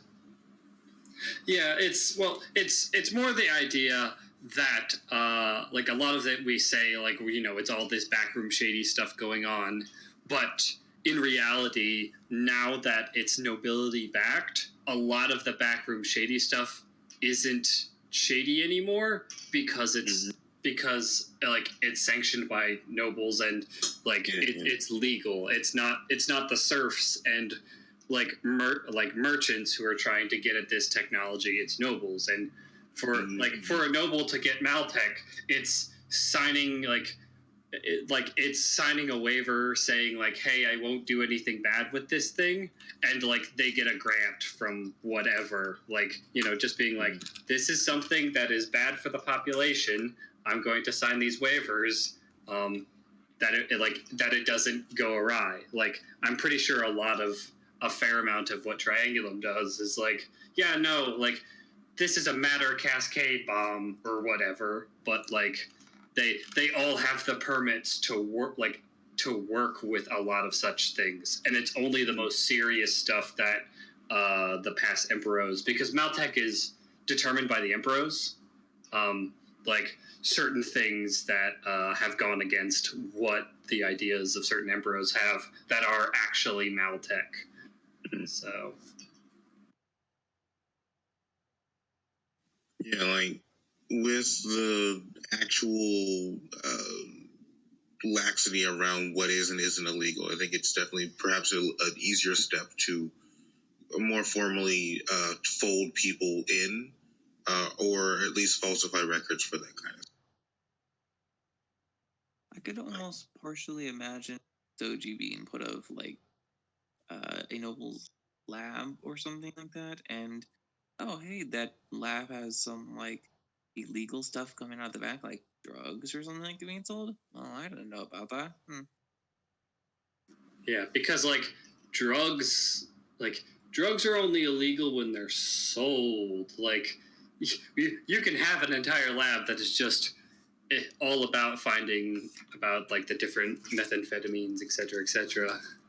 And it's only when it gets sold, and mind you, only gets sold by the wrong people. Like there's all it needs is like a push for regulators to be like, hey, yeah, this drug that we've been like developing, especially like because a lot of it is like the danger factor. Like, we're working on drugs that we can mitigate some of the danger factor and like get past like the different approvals to be like, cool, like here is this like TL5 medicine now, like that, like that was once a drug but has now been like made safer. Yeah, Frill was described as everyone's favorite drug dealer in the action creation stream. So, like, it's really easy to give them some useful competition on that end by taking the people that were putting a bunch of bath cleaner under pressure, and suddenly now we have actual science and a established network. Yeah, it's like I said when joining this, it was just like, oh yeah, no. Guess what? Now we have higher tech drugs instead of just regular drugs. No, we got high tech drugs, TL5 stuff.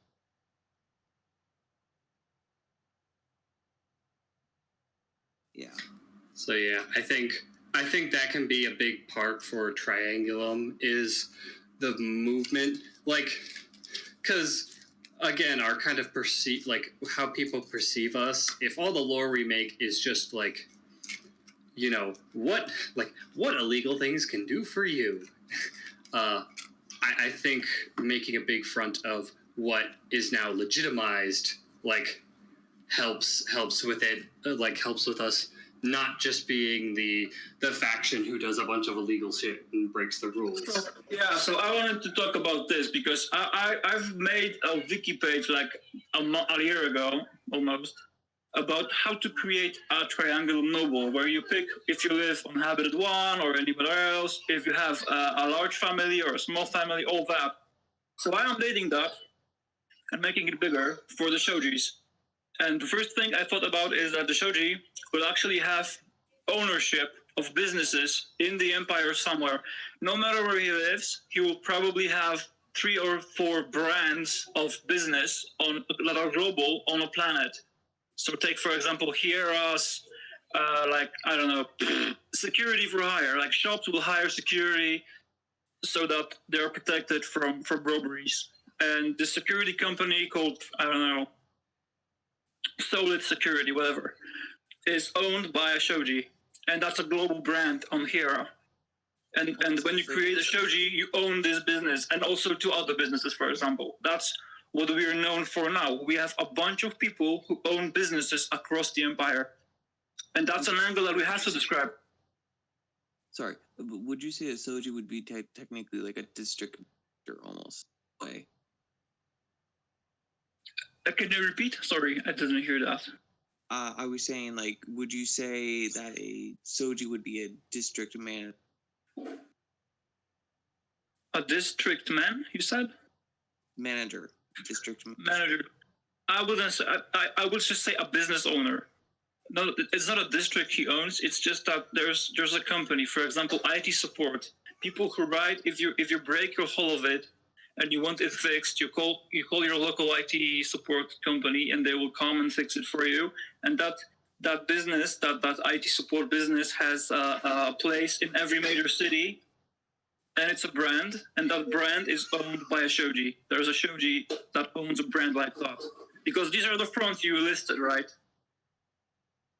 Yeah. These are the fronts you listed on your page. So you have a bunch of companies all over like everywhere. Actually, it says on the wiki they are everywhere. Not only on the planets that you actually have assets on. It just says that they are everywhere. So if you have such companies everywhere, that's the Shojis. That's the thing we are now. That's Triangulum. If you make a Triangulum, it's very probable that this is a person who maybe isn't a noble, but they like are rich and they own like a couple of businesses. That's now a Triangulum person, really. You know, this actually makes a lot more sense in terms of the fallout for the STO. Because the STO was all the corporates getting together, and now Acre has dissolved, and there is kind of a vacuum for business. Like, most of the corporates are now gone, so it makes a lot of sense that, like, with how the Red Dogs was already set up, that we become kind of the face of legitimized business, where it's like, hey, you know, like, instead of, like, you know, it's like corporations are bad, corporations are evil. Go, like, you know, like, buy Imperial, and, like, you know, and it's like Triangulum branded, like, you know, like a few Triangulum brand, not exactly products, but like companies and whatever are popping up over, where it's like, if you want to be like if you want to be safe and you don't want to, you know, like, you didn't want to fund the STO, like, come to us. We are sanctioned. Like these are state-run companies rather than the private sector. Yeah. It's. I mean, they're not yet. It's been a few weeks now, but they will be. They will be. So yeah, I think that's something. We can actually push like 3 or 4 big brands. For example, we can say that we have a security company, your local security company, PAX Security, for example. and we can just make a logo for that, and we can push that as a thing. And if you want to be safe in your district, hire pack security, whatever. Like if you want your store to be secure overnight, and there's a plan which has a high robbery thing, we can push it there. Like this is a thing we can do. Like create brands of stuff. Yeah, that's what I started to do. Acre had that running, and they can't do it now for reasons. So we can as well do that. Yeah, I started some stuff for that. Let me see. It was just for my character, like because I think I make a shogi. So I was just thinking about, well, I guess because I was a 459, I will own a very big franchise. And I started to make logos. Yeah, so I think this is something I'm writing down my very poor notes, but I think this is something we want to work on more. Is this what Triangulum looks like throughout the sector? Will look like post merger, and I think this is a big deal.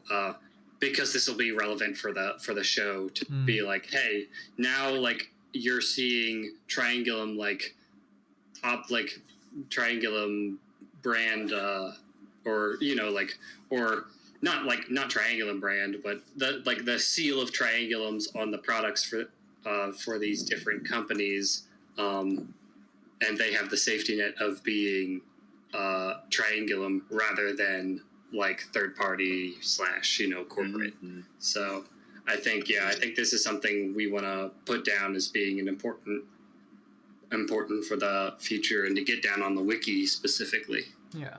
We'll need to be specific with scale, because we've already seen people get a little testy if you step on their toes with things. And it's always been weird with just the corps in general, because there's been long-term conflict between, oh, that's a noble's job. No, that's a corp's job. Yeah, but so to be frank, I've read the wiki of Red Dogs before the merger, and I was very surprised to find that you will fix Prism products, that you will fix Acre products, and I was very curious what they have to say about this, because I was sure they're gonna rage about this, and they haven't read it on the wiki. But it turned out they're okay with it. You also say that you have a spy network of IT services that you actually put in, like you have an information stealing network, just the same as Prism has, and you have that in place alongside Prism. And I asked them, hey guys, aren't you the master spies? Aren't Red Dogs stepping on your toes? No, it's fine. We don't really send tech support to those places, so the tech support can plant bugs if they want to. A big part of that, I believe, so far has been the fact that we've been sticking to planets that no one knows about or cares about, or that we started with, right? Developing Honglu took a long while, and we had to do everything on it, specifically because we didn't have the narrative conceit of other people being there, other than like some Prism Town and Acre and stuff like that, which we worked on and worked with them on, right? I'm not worried that the second we write, hey, we do security, or hey, we do X or Y, that people will anticipate that we're trying to do, quote, everything.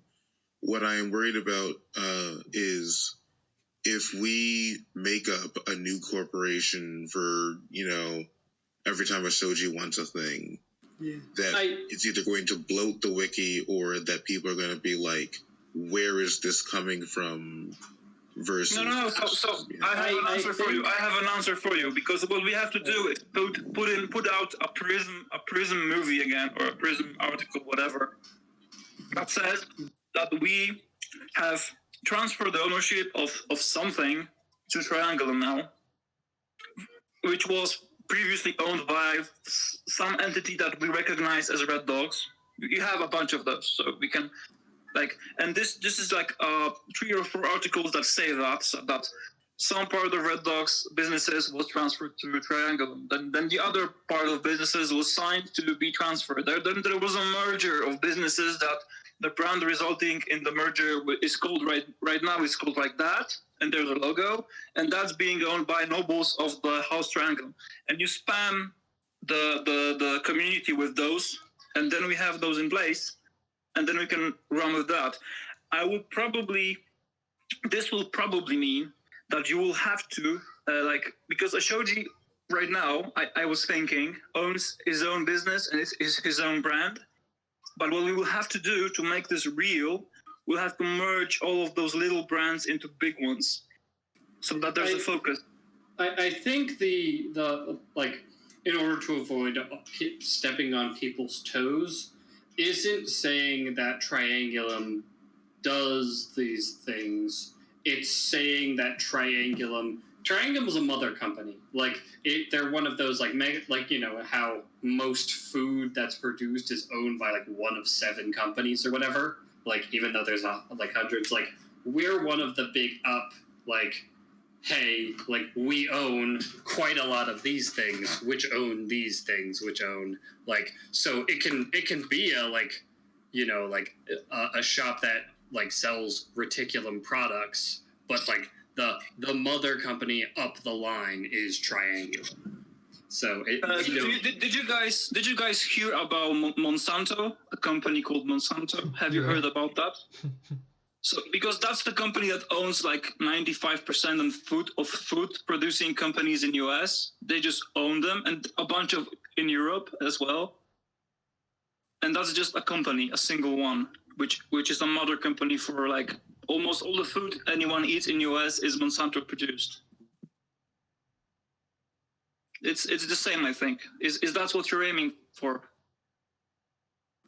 Yeah, that's that's kind of the idea of have it that I have in my head, to take this what the Red Dogs had for this kind of corporation setup with all these shell companies, and basically just kind of flipping them so all the shell companies become actual companies, and there's just such a power vacuum, or I guess product vacuum, post STO war, where everything has been disrupted, and now it's hard for people to trust corporates anymore, that we just kind of take up the mantle of being an overseer of a bunch of business that goes on through all the sector.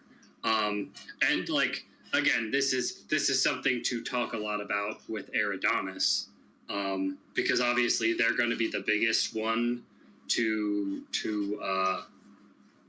work this out with. But I think if we have a big sit down with Eridanis to talk about this stuff, we can kind of really get this ball rolling into what they want to see for the legitimate face front of Triangulum, what businesses and everything, because both of us have absorbed the two the two big corporate and semi-corporate factions, because they got Acre now, and I don't want to step on those toes. So it's more a case of maybe we, instead of products, it's instead of making the products, they make the products, we sell them.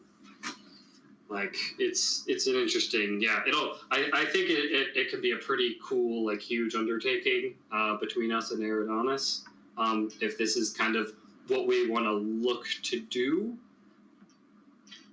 Yeah, I can see that. This obviously needs a lot of input for the rest of the house. I find it interesting that the primarily underworld faction gained legitimacy through House Triangulum, but the primarily legitimate Acre got a criminal element through Eridanis with the tax breakers. So there's some also interesting stuff we could do there with recontextualizing what the criminal underworld looks like now that Vagrant's legit, we're half legit, and the Eridani Mafia was always technically legit. It's all been privatized in a new, weird way, and 2 foreign functions of it got a lot more. I feel like it all kind of falls into the courts and shit, where a lot of the undertakings have just these vicious legal battles going for who owns what, who does what, like now, because now it's a fight for legitimacy. Like there could be some. Pretty cool About the Red Dogs businesses, because I've read that wiki article a couple of times, and from what I understand, all of those businesses, they are actually legitimate businesses. Only they take extra contracts to do stuff that is not legitimate. So, for example, there's a Johnny who lives in Hera, and he's an IT guy, and he's an actual IT expert, and he can fix your fucking Holo vid set if you break it, and he does that for a living. Only there's a 4, 5, 6, whatever, I don't know the titles for those, I can't remember them, who can call him and tell him, okay, now you're going to this house, you will plant a bug there. All right, and he does that, fixes the whole of it, and then plants a bug as well. These were actual, because if they were not actual businesses, they wouldn't have like a reason to exist. They had to be. They are legitimate local businesses. Yeah. So, but the only problem we have with that. Let me just finish. The only problem we have with that. I read the article. I know this. I don't think anyone else does. I don't really think people are aware that Red Dogs have businesses all over the place. Not sure if it's something that you need to look into. Yeah, we can definitely publish that.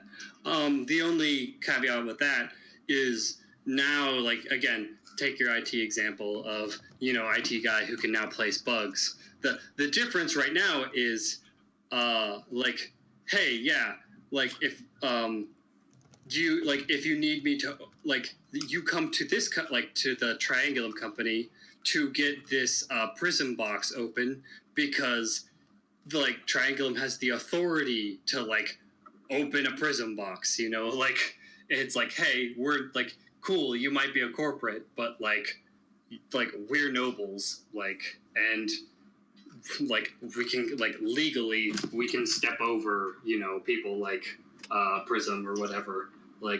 It's kind of like a lot of these things that were used to be illegal, we can now throw weight around because it is noble sponsored. It's not bugging a house, it is putting in Triangulum surveillance on whatever serf's house. As long as the bug also feeds right back to whatever noble owns these serfs.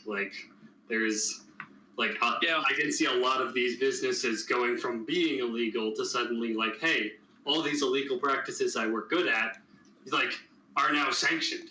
We can I can get away with them. I can advertise that on my front wall.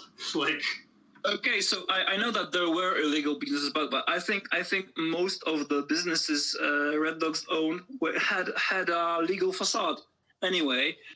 And also Prism said that they are okay to be planting bugs when they work, because I talked to Prism about that 2 months ago. So there were legal IT businesses all over the sector that fix people's things as a daily thing, and then when that was needed, they did illegal stuff as well. Right now, it will be easier to do the illegal stuff, that's for sure. But I'm just saying that we don't have to worry about legalizing the franchises we own because they were legal to begin with. Most of them, some of them, I don't know. That's the thing. I wouldn't go as far as trying to convince everyone that now these businesses are legal, because they actually were to begin with. And I know that nobility sanction, it's noble sanction those businesses now, so they're much more trustworthy. But they were already. It was just a local business. Nobody heard about Joe, the IT guy, before. Now he will be part of a noble franchise, for example. Yeah, and it's not they don't still do stuff that is actually illegal. There's things that obviously go too far. This is just, I wanted to kind of get us all to to get a kind of an idea of what Triangulum is aiming for, besides all this talk of just how many different illegal fronts we have now. I think because it's we can throw our weight around as nobles. That a big part is the fact that we like as a noble we are the law or whatever, you know, like we've got so much more legal weight over everyone that I feel that it's not super necessary to go that far into everything being illegal. Like we can really start doing stuff like having a positive image rather than us being like now 80% skullduggery, like because I want to leave this, like I want to leave the illegal stuff to be like good illegal stuff, you know. It's not just like, hey, drugs all over. Like now it's like, what kind of weird synth related / you know, nanobot related, you know, like what interesting stuff can we get in there, and that'll be like the juicy part of what we do illegally, rather than it being taking all the like what was illegal for the Red Dogs and it's now illegal for us. Like we can kind of be like, yeah, this is now like way more above board, and like the profit is in the super juicy stuff that like we are definitely not supposed to be doing. Okay, so about the legal side, I assume you've heard me the first time I said it, but what we should do is create like a brand or 2 or 3 or 4 of things that we want to push forward. Because, for example, the security thing is a competition for House Crocs. They do policing on every Imperial planet. We can actually create a mercenary security force that's being sold as a service across the Empire. That's not a problem. I would think anything to do with security is a little too much stepping on people's toes, because we have Crux, Reticulum, and Aquila kind of all and Deathless. Like the military side of Far Verona is pretty saturated. Like I feel that we should keep stuff like our Null Division and our like Order of Operations stuff to more like Spec Ops type deal, because like there's not so much of a need to also dip into any sort of like military. Like I think we can move past to like tech related, like that, like it's not military. It's frankly it's just that it's on the wiki for the Red Dogs right now. That's one thing. There's a security company that they have that can protect you for hire, so we can like work on this. It doesn't have to blow up to be a huge thing, but we can use it in the lore because it's already there. And yeah, but I agree with you that this is something that could be seen as a jab at someone else. So yeah, so let's not maybe make it a big thing, but it's in there, so it can be used. Yeah, just kind of like out of it. Footnote, like in the list of companies that like we might start like running, you know, just like security company be one, but like I want our kind of our giant fronts to be like, you know, different things, stuff that like fill a role that hasn't been kind of cornered by anyone that to people so much. So like IT is like obviously the biggest one, and then just like technology redistributors, different cosmetic facilities. I mean, even like tattoo parlors, whatever, you know, it's like there's so much business out there that doesn't have to do with guns and military that I think we can really focus on some cool stuff there. A Red Dog's laundromat. All right, anyone else, because we're taking the space. Anyone else? I think we talked about it pretty extensively, so yeah, I think this pretty much this was the last thing I felt, and honestly I think this was one of the most important parts of Triangulum as we see it today. Like I think working on this stuff is going to be ultimately one of the most important little bits of lore we make, because it'll be how Triangulum is represented in game. So I wanted to make sure that it wasn't just it was no longer just if the players ever go to a research facility, like, you know, there's Triangulum there. It's like now they can see it on the street. Like there's a little Triangulum logo like stapled on different IT businesses and products, to like help represent this change. So yeah, we can kind of flesh this out and get that all on the wiki. But I think that was one of the more important things to talk about. Cool. Yeah. So we did futures.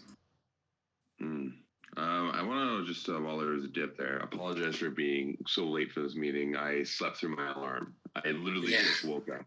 I don't think anyone will blame you to sleep through your alarm a Sunday, you know?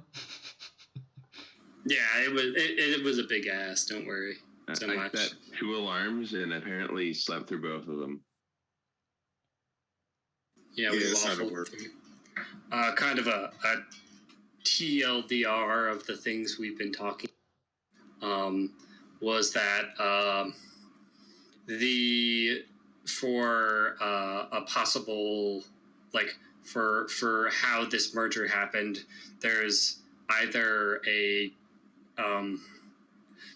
somebody, like, in the Pythagoras structure, either somebody sidestepped or the Pythagoras worked with somebody to get this Hong Lu deal going, with the kind of added on caveat being that maybe whoever, like, basically the Pythagoras were in deliberation hell of trying to figure out who would be the candidate, and somebody just kind of sidestepped them, did this whole Hong Lu deal, and like did something so big that it's like, you know what, this should be the candidate. And like maybe we like draft something up being like, hey, Adam, like, what, like, if you want like a possible person for our candidate could be this person who has just like essentially unified new Triangulum. Next is that we kind of see Triangulum as split into 3 groups: expansionists, imperialists, and opportunists. And like that's kind of 3 different fronts of ideas, with opportunists being like the type of people who want the Civil War so we can profit off it from both sides. In order, some stuff for like Hong Lu, maybe creating like fabricating documents for a Cygnus nephew for one of the Triangulum to be like, hey, wait a minute, like these records have been like jumbled, but actually like down in the succession we have Hong Lu now, and like kind of having that be our reason for grabbing Hong Lu. Is this noble claim with Cygnus, which honestly could be real, could be fabricated. Like, I don't know if that's necessarily important. Yeah, some talk about swapping body sculpting down to a genetic level. I want to point out something. I don't think Cygnus claim to Hong Lu is good. I think that actually delegitimizes you because Cygnus aren't human. In fact, Cygnus should be killed on sight because, again, as part of religion, we're saying that they're inhuman monsters and that nothing about them should remain. That's like a setting thing. Yeah. So, but so like, because you don't have to be a Cygnus to get that claim. You just have to be down in the bloodline. It's like it can be a triangle bloodline, but like. But here's the thing. I don't think that bloodline has any claim to it. In fact, I think the entire bloodline isn't human. Yeah, makes sense. If you're related to it, then you'll get shot. I think that's not something that you would want to do. I think that's one of my concerns there. It's a pretty good point. it wouldn't give you a claim to it. It'd give you a claim to a bullet. Yeah, that's real. That sounds real. Yeah, it would not legitimize you at all. Because again, sickness is like blank carte excommunicate. So, like, if you are sickness in any capacity, you will be excommunicated. Yeah, gotcha. Makes sense. So yeah, we can scratch that one. There was some talk on what we can do to get some of the more important red dogs to be nobles. I know serpents are already doing something. Serpent got shot down.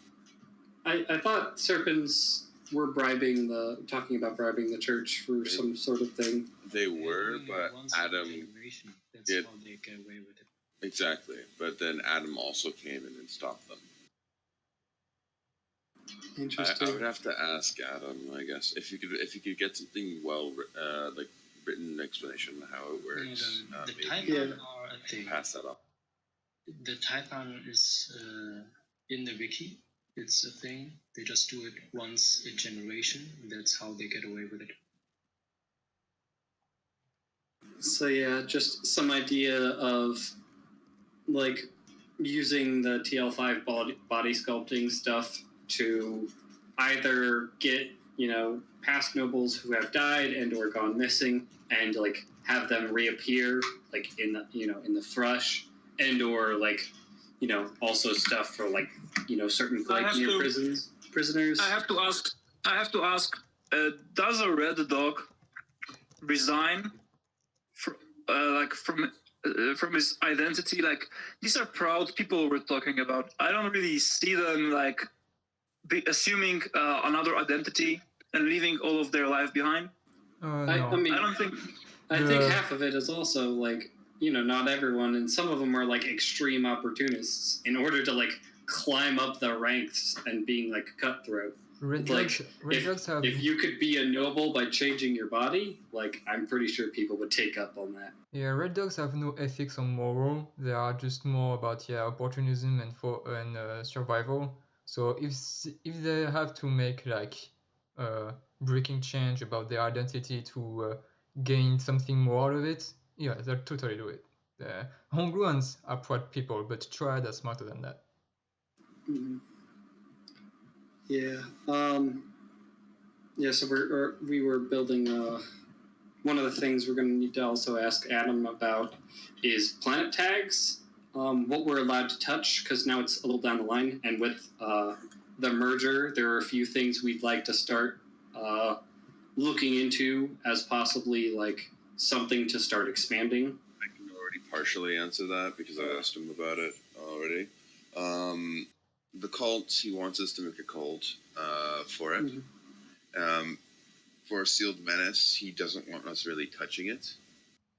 Makes sense. And Forbidden Tech is just sort of Triangulum in general. Yeah. Some of it was more talking also something about some of the other platforms. Yeah, the other things that are floating around. Like there's the like military base in the asteroids and like another failed habitat or whatever. Like there's extra tag stuff, so just to kind of look over those, see if there is someone that like one that sticks out as being like, hey, this is where like the refugees can go or whatever. Has any conversation happened about the conflict, the internal conflict between the two factions within the Triangulum group? The push for identity or the changing of identity from the Red Dog's influx into Triangulum, the Triangulum's influx and effect on the Red Dogs. We had a conversation about the general culture and how it might change over integration of folks, but we didn't talk about people trying to maintain whatever cultural route they came with in any particular way.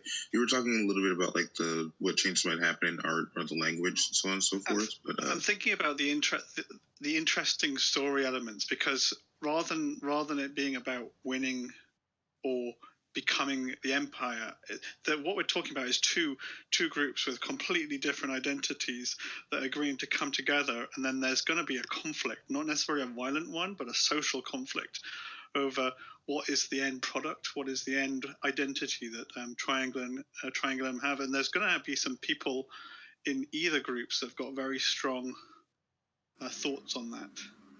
Yeah, we didn't like touch on that in detail, but the idea is to try and keep the integration to more focus a little more on what brings us together, because we are supposed to be one faction, and a lot of the stuff about being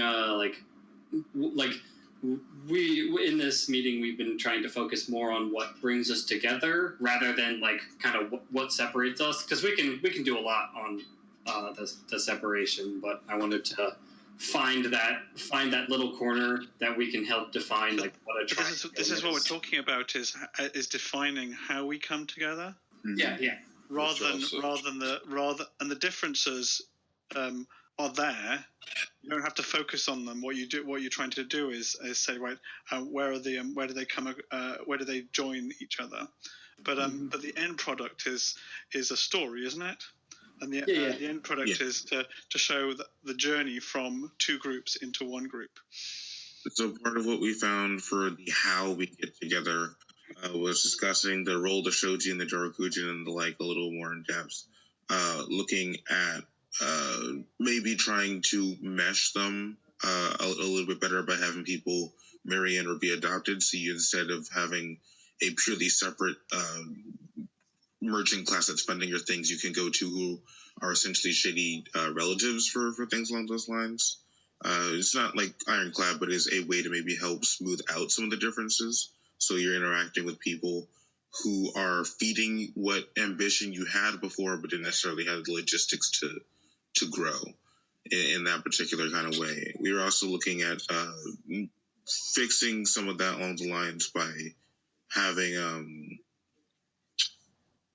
people getting nobility, allowing them to do a lot of what we as the dogs did illegally purely because we were serfs doing it. As another thing, right? Because a lot of the interactions we do with the stuff we sell, the people we interact with, the things we do, weren't really bad. It was just bad because we weren't noble doing it. So if you get at least some low tier nobility, you can get a blanket ability to get some of that going. Like slavery, for instance, isn't slavery when you're a noble. It's just serfdom. Yeah. Examples being drugs and whatever with access to TL5 labs and stuff, narcotics can start becoming legitimized medicines and all sorts of different ideas of what businesses, because if you want to break into a Prism safe box telecommunications box or whatever, you need somebody who can hack and do all this stuff, but we're nobles,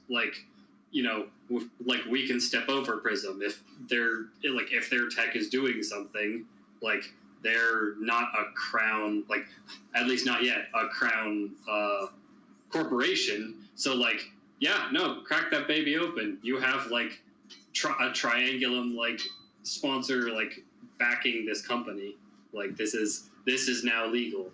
And so the biggest thing I think we've been talking about is the kind of the legitimized front of Triangulum, and this kind of movement from just being a bunch of research to now having a lot to do with these companies that the Red Dogs used to own, and being essentially one of those mega corporations, one that owns there are single food companies that own companies that own companies that make up 90% of the food that you is in your house, etc., etc. We kind of end up in that sort of corporate-y type position of. So you're saying that is that attached, or the house becomes that? because it's so let me just say what I was saying before. And I was saying before that I was wondering if you want to create a character now for Triangulum, what you have to do is figure out if you want to be a shoji or if you want to be a noble, because these are two different types of characters. A shoji is not a noble. If you become a noble, you're no longer a shoji, really. A shoji, if you create a noble, you want to think about your discipline, where you live, is it Habitat 1, is it a station, whatever. If you want to be a shoji, you have to think, which fronts did you own when you were a red dog? And these are your companies. And these are probably a planet-wide brand of IT service or security service of whatever. And these companies exist. They're on the Red Dogs wiki. There's a bunch of those. And there's a major Red Dogs person owning those. So these people became the shoji. So now we own a bunch of companies which are not recognizable because they are mainly local companies, but we can merge them and we can make a solid brand that we can present on the propaganda channel or whatever. I see. And okay. That's what we are. That's what we are now. We are now we have a Habitat 1, we have some researchers, but nobody heard about those guys, never, ever, because nobody's interested. But we also now have thousands of companies across the sector, and it's everywhere because the wiki for Red Dogs already says that since last year. Yeah. So we have. Yeah. So what we've been basically what the goal I've been trying to kind of push is what the house looks like now that we are a legitimate presence on the board, So, Crux are on every single planet because they're the police for basically everyone. Similarly, kind of with us getting this kind of corporate-y faction, and there's not exactly a power vacuum, but a product vacuum post-STO, because now people can't trust corporates. People are kind of scared to.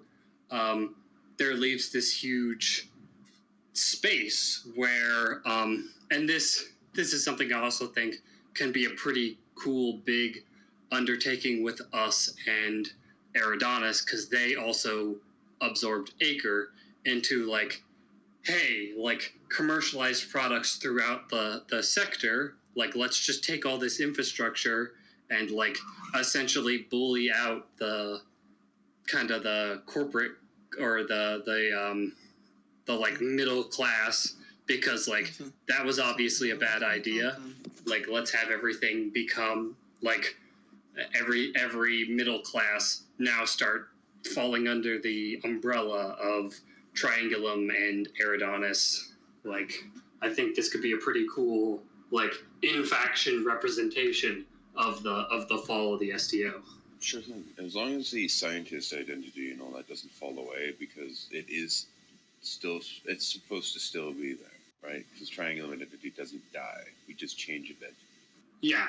So my idea, the idea was we, for whatever corporations we do, we can now afford to produce a lot of the tech and stuff. So IT is the biggest, so much technology and whatever.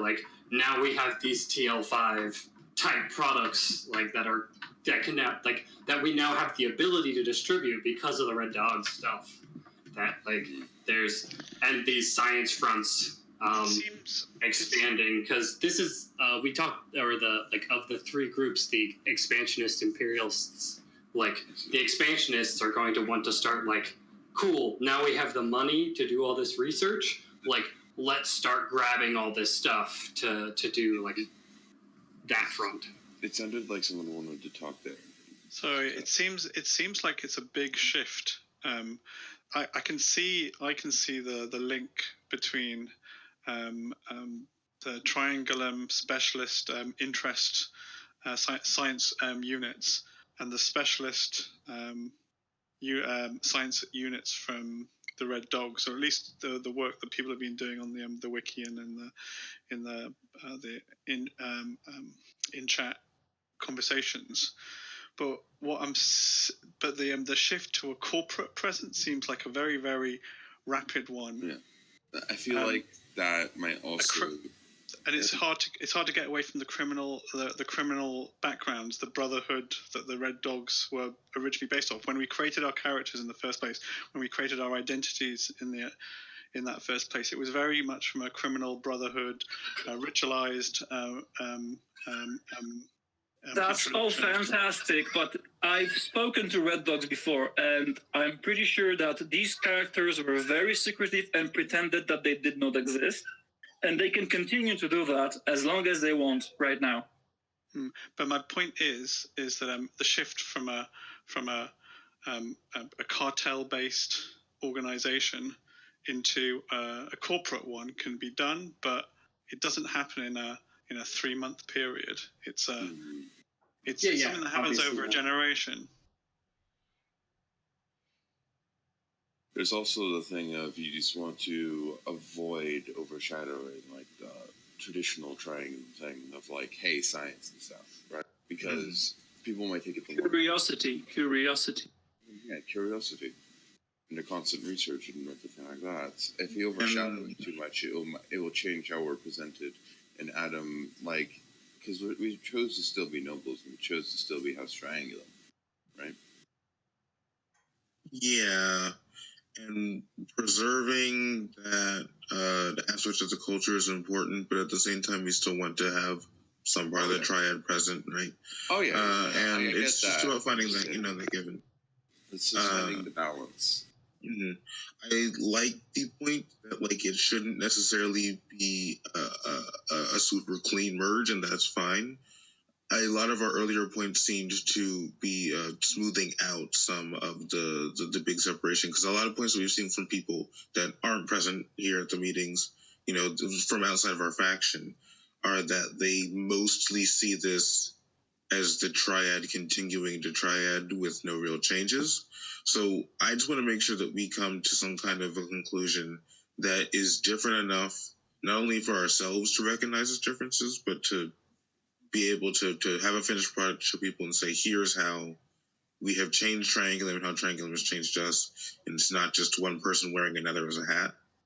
Mm-hmm. Yeah. And the kind of corporate conversation popped up as a result of trying to steer clear, like find ways to help with the perception that Triangulum is now just kind of nega illegal Cygnus 2.0. Like, what can we do to help put on that like legitimized front, because as nobles, a lot of these once illegal things are actually now legal, because they are, like they're noble backed, etc., and just helping along to make sure that the illegal stuff we do is, is not our main shtick.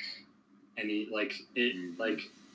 want the illegal stuff to be like really cool and juicy, nanobot, like synthetic, whatever, like we want to like look at, but we don't want that to be like, hey, cool, now it's just Triangulum except we sell drugs. Like, we wanted to help. So how do you differentiate that from? Sorry, I'm phrasing it as a question rather than as a statement. I'm trying to the differentiation between us and my brain has died. The dogs. No, the other high-tech faction, which my brain has died. Trilliant. Yeah, Trilliant, of course, Trill. But how do we say what we do is in this field? This is our speciality. Trilliant is in commercial products, in quality of life products. What is it that we see that the Imperial House faction that specializes in T5 and high technology items specialize in? Good question. Yeah, so we were still waiting for, this was the again kind of the conversion of Red Dog's illegal like business fronts to now legal business fronts. We kind of haven't hit on the two other sides of Triangulum, like the expansionalist and the imperialist type, like what those goals will end up being for Triangulum. But in terms of like what we can provide, I think I want to steer a little more clear from necessarily products and more to do with like TL5 type services. Like, But Trill already does that too, right? They have like an alliance with Serpent, I think, where they do clinical procedures, and they also do the live extension stuff. That's a service, not a product. Yeah. So I think that this is an interesting period of time where we can choose directly to conflict with someone instead of having it happen on accident or through weird Diplo stuff. Because I don't see a clean break between us and Trill other than just applied nobility and the fact that we're newer to it. But this can be people having gained power and ambition to actually step towards Trill instead and be a threat to their particular monopoly. And as long as we clear that with the players as, hey, we would like to do stuff that is similar to you, we'll make sure that it's different, but also we can represent, that Pepsi is simply being okay. Competition. You're planning to be competition for Trill. Mm-hmm. I don't see a way for us to find a good or service that is simultaneously not icky, nasty drugs or the prostitution, but also not life extension technology or cosmetics or cybernetics or like we would have nothing. So I had conversations with people on the chats like for your year almost, and what I often came, because I love Triangulum, right? That's like my thing. I love this faction, so I was trying to push stuff on people, but what ended up happening is them saying that TL5 only works on a TL5 world, so you can do whatever you want on Habitat 1. You can't do that stuff anywhere else. So, for example, the Prism schools that I've created for Prism, they are not TL5 schools because the people living there are not TL5. They don't have the infrastructure. They don't have the infrastructure, exactly. So what ends up being done is that we can't, if we want to use the services that Red Dogs provide right now, these are on planets which are TL2, TL4, or TL3. And these businesses will not be Triangulum businesses because they won't be TL5 things. These will just be regular businesses, only now they will be noble. What we can bring there is nobility, not technology. You have to remember that, because I had that conversation with people on chats and they were angry at me for doing stuff you're planning to do. We're not able to do that. I'm just warning you. Mm-hmm. Okay, just to put a conclusion to this subject. So just to respond to the fact that we won't have a corporate empire in 2 days. I think that yes, obviously, but I think we can agree to some goals for the shojis and their businesses, and then we can incorporate the fact that it's a corporate empire that is currently building itself, and we can do that via the faction turns. Like turn 10, we'll have the bankruptcy when we take the sell action or the refit action. It's stuff like that. Like we can agree on some goals that's just about how Triangulum will be influencing the system, the settings, but it will be steps by steps, obviously, and the faction turn will help us doing that. But I think it's okay to agree on some goals, like for the, like Vic was saying, when you want to make a shoji, you want several business, but obviously all that is under construction, and we can inject that into the settings via the faction turn. So I think that solves the concern you have, Chewy, because Chewy, you were saying that your concern was that we were taking steps too rapidly towards being a corporation, basically. I want to see that. This is entirely selfish. I want to be able to see the story being played out, and if it's a mechanical thing that happens in between one faction turn, another faction turn, you don't get to see it by the actions of the faction throughout that 6 month year period, where you see the groups taking actions to restructure themselves, and then you see the story that comes out of that. But then, like I said, it's a selfish thing because I don't want to see all of the work that's been done on the Red Dogs just disappear between one step and another. Yeah, definitely. Also, and kind of on the note for keeping the scientific heart of Triangulum alive. And for that point, yeah, we've all voted to go with the Triangulum route. That's the end goal. Yeah. So don't assume that we're trying to change that end goal. Yeah, no, I really wanted to, the whole corporate side of things, is kind of the weird, messy, but, we need kind of a justification for why we're so big as Triangulum. So I think, if step one is, this kind of retrofitted Red Dogs, it's fine. But I think one of the things we can start looking at for, now that we do have, we might have some of this corporate stuff, is the idea of these kind of mass population experiments. We have these corporate fronts, cool, let's start putting out these experimental products and stuff. We now have huge test beds to do our science.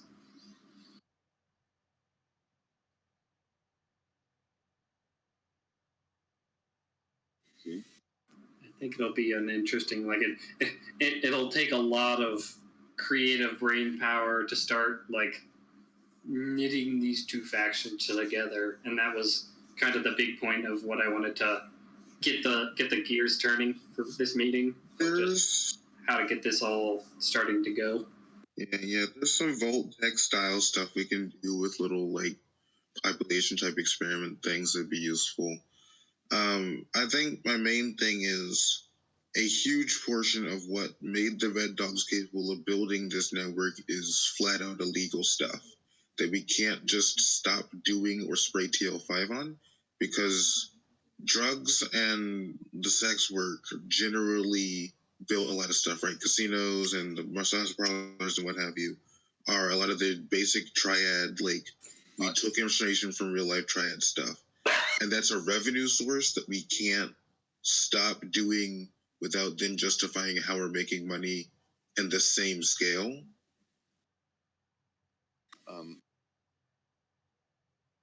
Well, hold up. I'm not even sure sex work is illegal in this setting. I'm pretty sure it's legal. I don't think it is, but none of us have talked about what we can do with it, right? We're saying we're going to acquire the eavesdropping and stuff like that, or things, but are we still selling drugs? Yeah, I mean, now it's just under Shoji, right?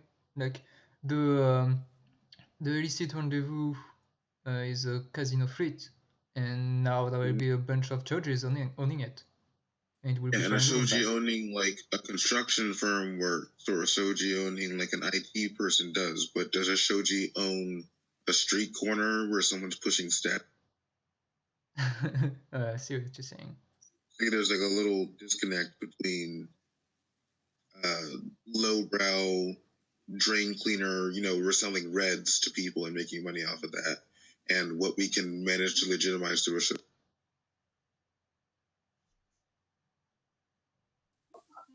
So a lot of what the Red Dogs did before was secretive. The whole faction was based on secrets. Most of the people who own stuff were not really tangible by law at all. They were non-existent, really.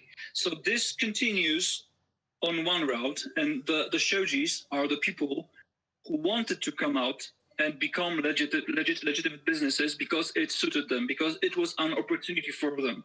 And they became the Shoji. The other guys, they're not Shoji. They're the Triad still, and they're probably under a Shoji, but the connection is very, very secret. I think that's an important point. That the people underpinning this don't disappear. We don't have to focus on them, but we have to acknowledge that they're underpinning the work that the Shoji are doing.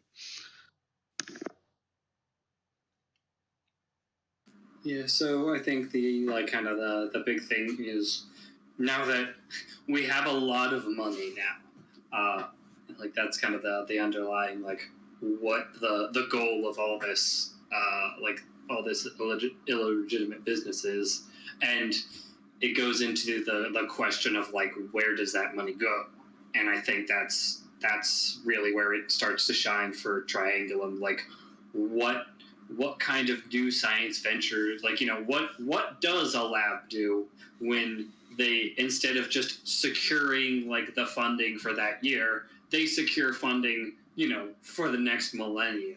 Like what type of science does that take us to? Like I think it like bumps up the size of what experiments, instead of Triangulum being such a like scattered throughout the universe, there are just kind of these families that do their like one like specialty.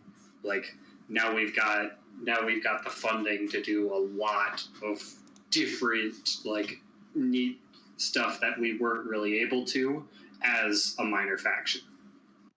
So, for example, take a geologist who wants to dig up some rocks and observe them under a microscope to figure out what was the what the mountains were here before where the sea is right now. And now he can like hire a bunch of workers or create a bunch of robots who will pick those rocks faster, and he can get results faster. That's one scientist. And then the other one is what you said, is a guy who will now like buy a bunch of stores and sell his experimental drugs through those stores to see what effect it has on a wider population. That's the other route it takes.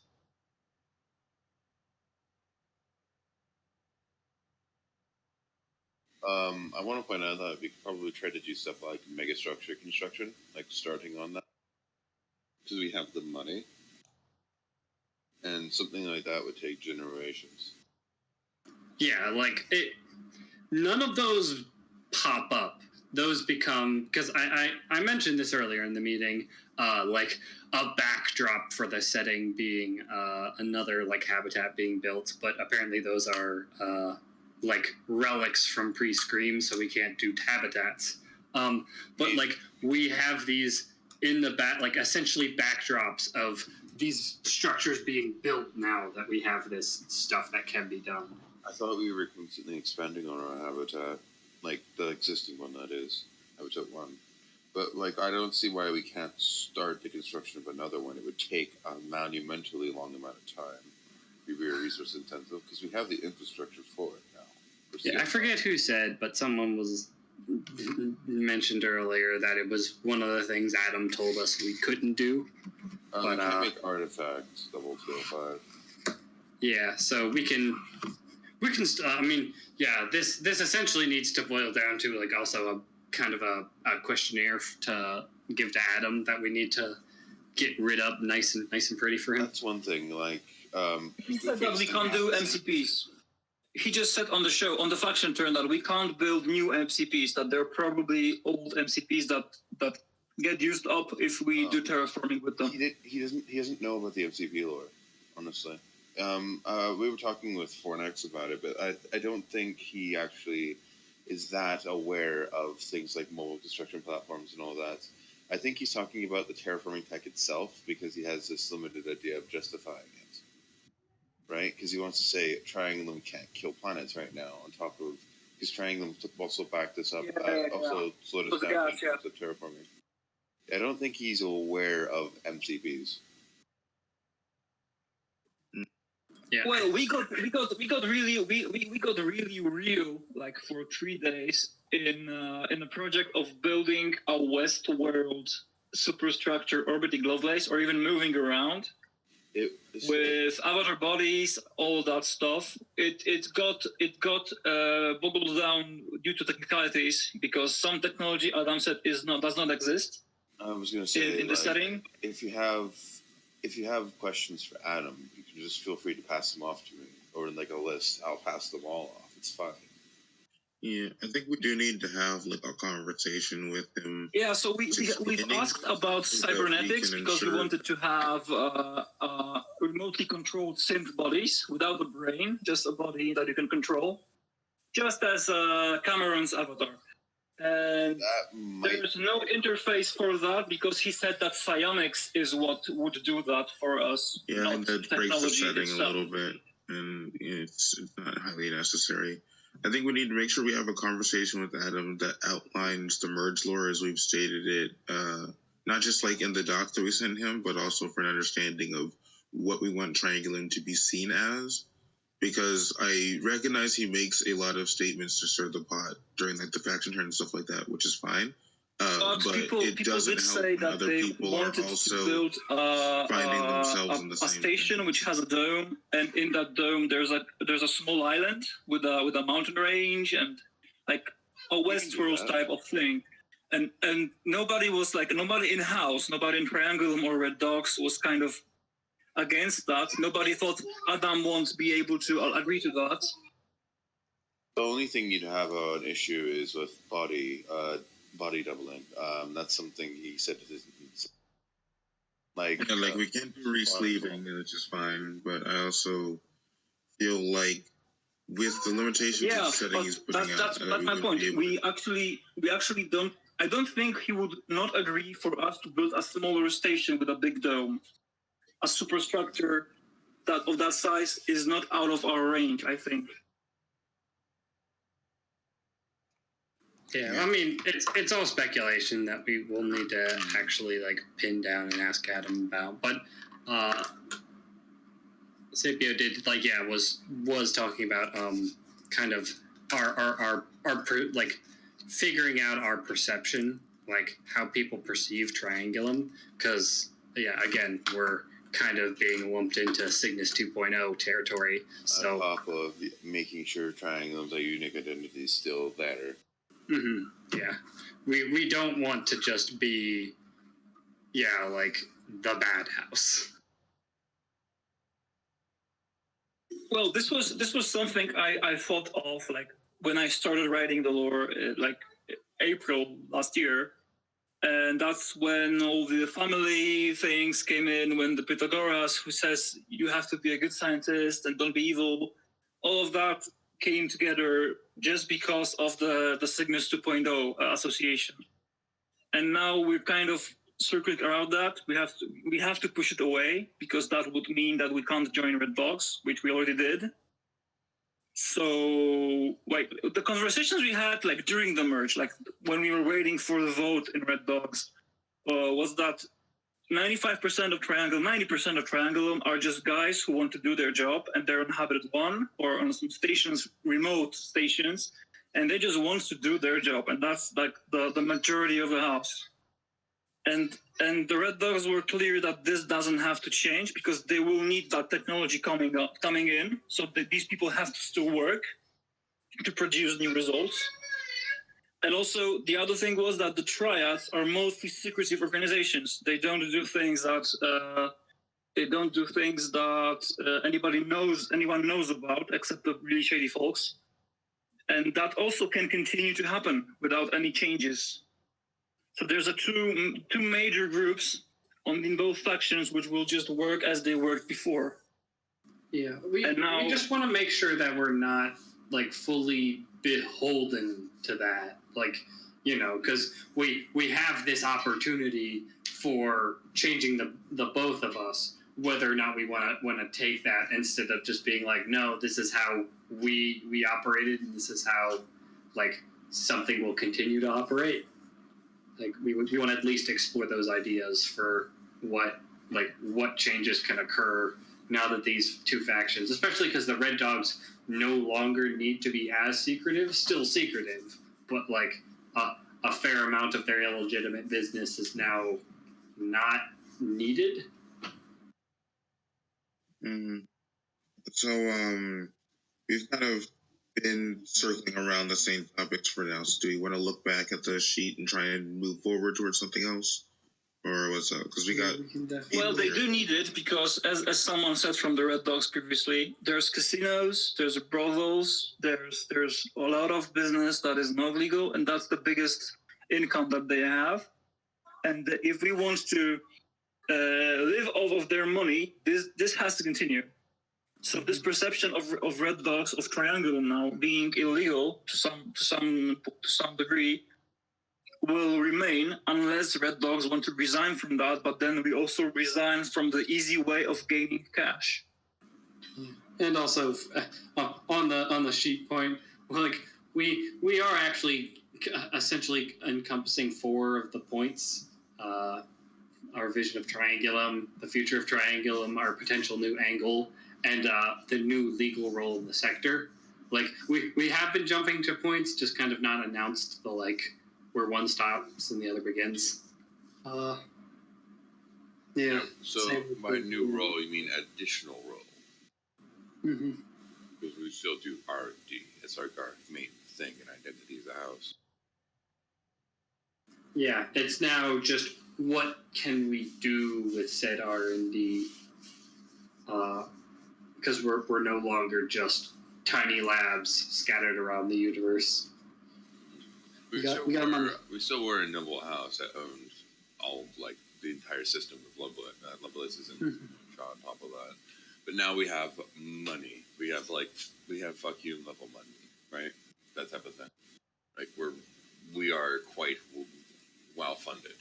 Yeah, because I was saying before, I imagined Triangulum as always being a bit scrappy in with academic culture, like a bunch of a lot of meetings and tribunals of Triangulum coming together with their research data and like arguing for why X, Y, and Z should earn a research the research grant from the Pythagoras or the I guess the current emperor empire it just be like we weren't a self-sustaining house. Like it was always just this bickering of like we need more money to do crazier and crazier experiments, and now we have all this money. Like exactly. now it's all here. So like it's all blood money, but that doesn't bother us at all. Yeah, no, exactly. Like we can now do Triangulum, in large scale in ways that we shouldn't. We just wanted to set out kind of how we were getting this money. So if we want to put a stopper on that from now, kind of things I wanted to other things I in my own personal sheet were the what our thoughts on the Empire were. Talks of Synth 2.0 can be put on hold a while because Adam gave us that definitive not yet. So we don't need to worry about that. He also wants a warning well in advance. On top of that, when we are able to be like, okay, now you can start approaching it. So season 2, if we do choose to do that, he wants to do it well in advance of it actually happening. Yeah. So we can definitely. We can can that at least for now, and then later start trying to build that together. The two things on my sheet that come together are what are kind of Emperor strategy and war talk. But I believe there was another document. Where is that? There's too many documents. For anyone out there trying to tell me that keeping everything in one document can be very messy, you can see now, multiple documents don't make it easier. Yeah, the main reason I came to this conversation is because I can't keep up with it all. Yeah. So this is essentially just a big massive dump of addressing all. And how I wanted this meeting to kind of be structured is also talking about the things we feel is most important. So yeah, we can the list being we can talk about our kind of stamps on the Emperor, what we're going to be doing for that, kind of a little more in depth for the election. We can talk about what our kind of up and coming plans will be to prove ourselves for whatever up and coming next conflict, because it might not be a civil war. it might be something else. But regardless, there's going to be a new conflict, so we kind of need to prepare ourselves for that. But we can go into the kind of more relevant stuff right now. With the order of the division order, how that clashes against Reticulum, this whole intellectual property argument we've been having. Oh yeah. Gleipnir, some more stuff on the Maltech cult. Like there's a lot we can pivot off from, and I want to get people ideas what they feel is important enough to start talking about. Do you think that we need intellectual property stuff? I'm very interested in hearing why do we want that?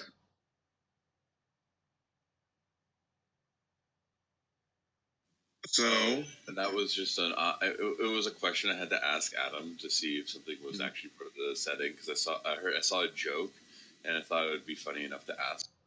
And I like the naming of it, and I think that there are some interesting lore opportunities therein. It does not need to be as serious as some people seem to have been taking it. Yeah. If we are able to but because there's been talking to the Serpents, there's been talking to Crocs, and they're on board with it. And I'm not even sure if we really want this to happen, because I know that we're for money now because Red Dogs joined us, but this is a retcon. This is something that we were saying that happened before, like for decades. I understand. Where we're taking fees for structuring people's brains to work a certain way. It's a thing. Or something like that. Stuff. It's not even different. Yeah, I mean, we weren't greedy bastards, and we're not that right now. Even I think with Red Dogs joining us. So I just because it works for Eridanus because they work with money. So they will like charge fees for stuff because that's what they do. They just want to earn. But we're curiosity. Oh, so yeah. I don't really. I get that. Great. You give me 2 minutes, Vic. Yeah, you let him talk. Okay. Patenting specific methods of messing with people's brains or specific like education tracks is not the same as retconning things to charging people on how they think specifically, right? It's about basically a step further than textbooks or like... I can't hear anyone. Is anyone talking? Oh. You have Kabanish muted. He was been trying to talk for a while and you were talking over him. And so that's why we tried to get you to pause there for a second. Do you have him muted for some reason? Who do I have muted? Check the chat. Sepio Narc was trying to talk, and you said you couldn't hear him.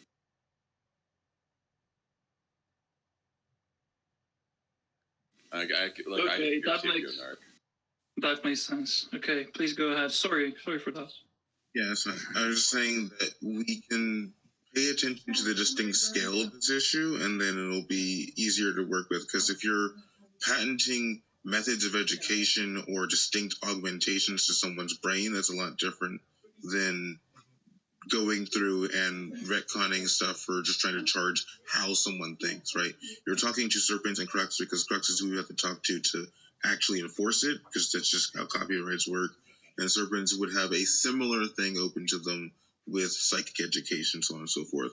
I would see it as an expansion on like copyrighting a textbook and a method of learning versus the knowledge itself, or trying to squeeze every penny out of an application of like a thought process.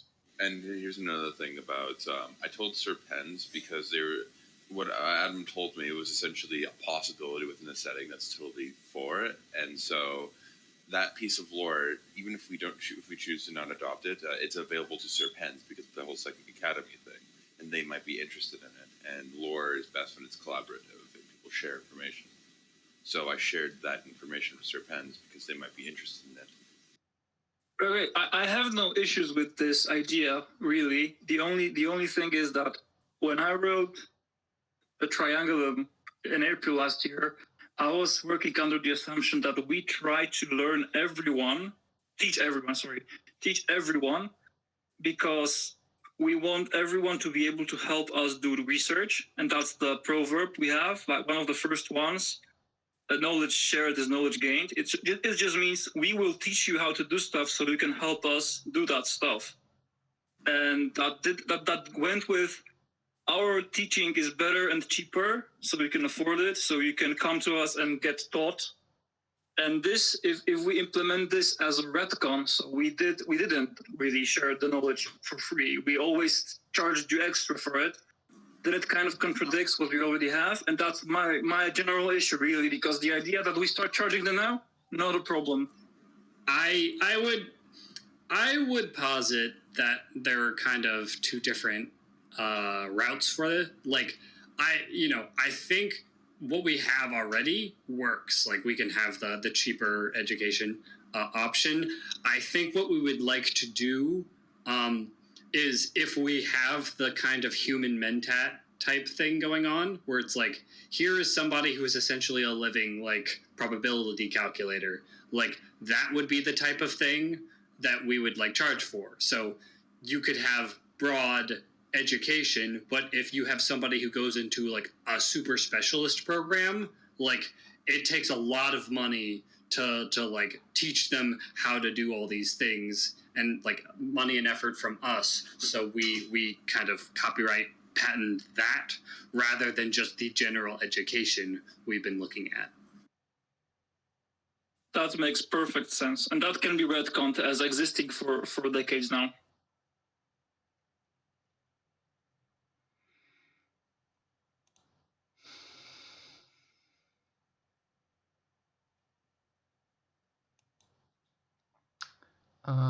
I'll stop the recording right there because it's already been 3 hours, and I don't know if my computer will hold 3 hours of videos rendering. Yep. So I'll be right back. I think we covered enough to make, like, a big video for our faction. So I think the next point we can talk about can be just resumed in the document. Yeah. If people want, we can also take a 5-minute break. Because we've been talking for a while, so. Yep. Be nice to. Yeah. So we can reconvene at. Let's make it 10 minutes. So. At 35 p.m. God knows whatever time you're at. Sound good? It's like 10:26 right now, but again, sorry about missing the meeting. This is my clock's at. I set my alarms for like 6:30 and 6:45. I slept through both of them. Yeah, no worries. So yeah, we'll take just a bit of a break, and then we can decide what we want to talk about. Like, I think it'd be best to, instead of, like, house-wide things to talk about, just go into some of the more relevant stuff, like what we might want to do, with Reticulum, etc., etc. Things that aren't, like, critical house-changing decisions, just, like, lore collab stuff. Yep. All right. Well, be right back. See you in a bit then.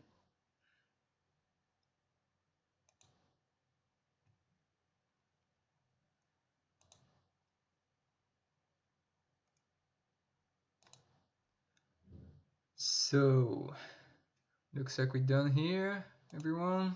Just stopping the recording, and we'll see if we make another video for the next part. So that was the first meeting between the 14 Red Dogs and Triangulum after the merge. Hope you enjoyed it. Hope the audio quality was alright. And if you have any questions about, like, a TLDR or something, I'm sure we have something to come up with. Alright, thank you for watching.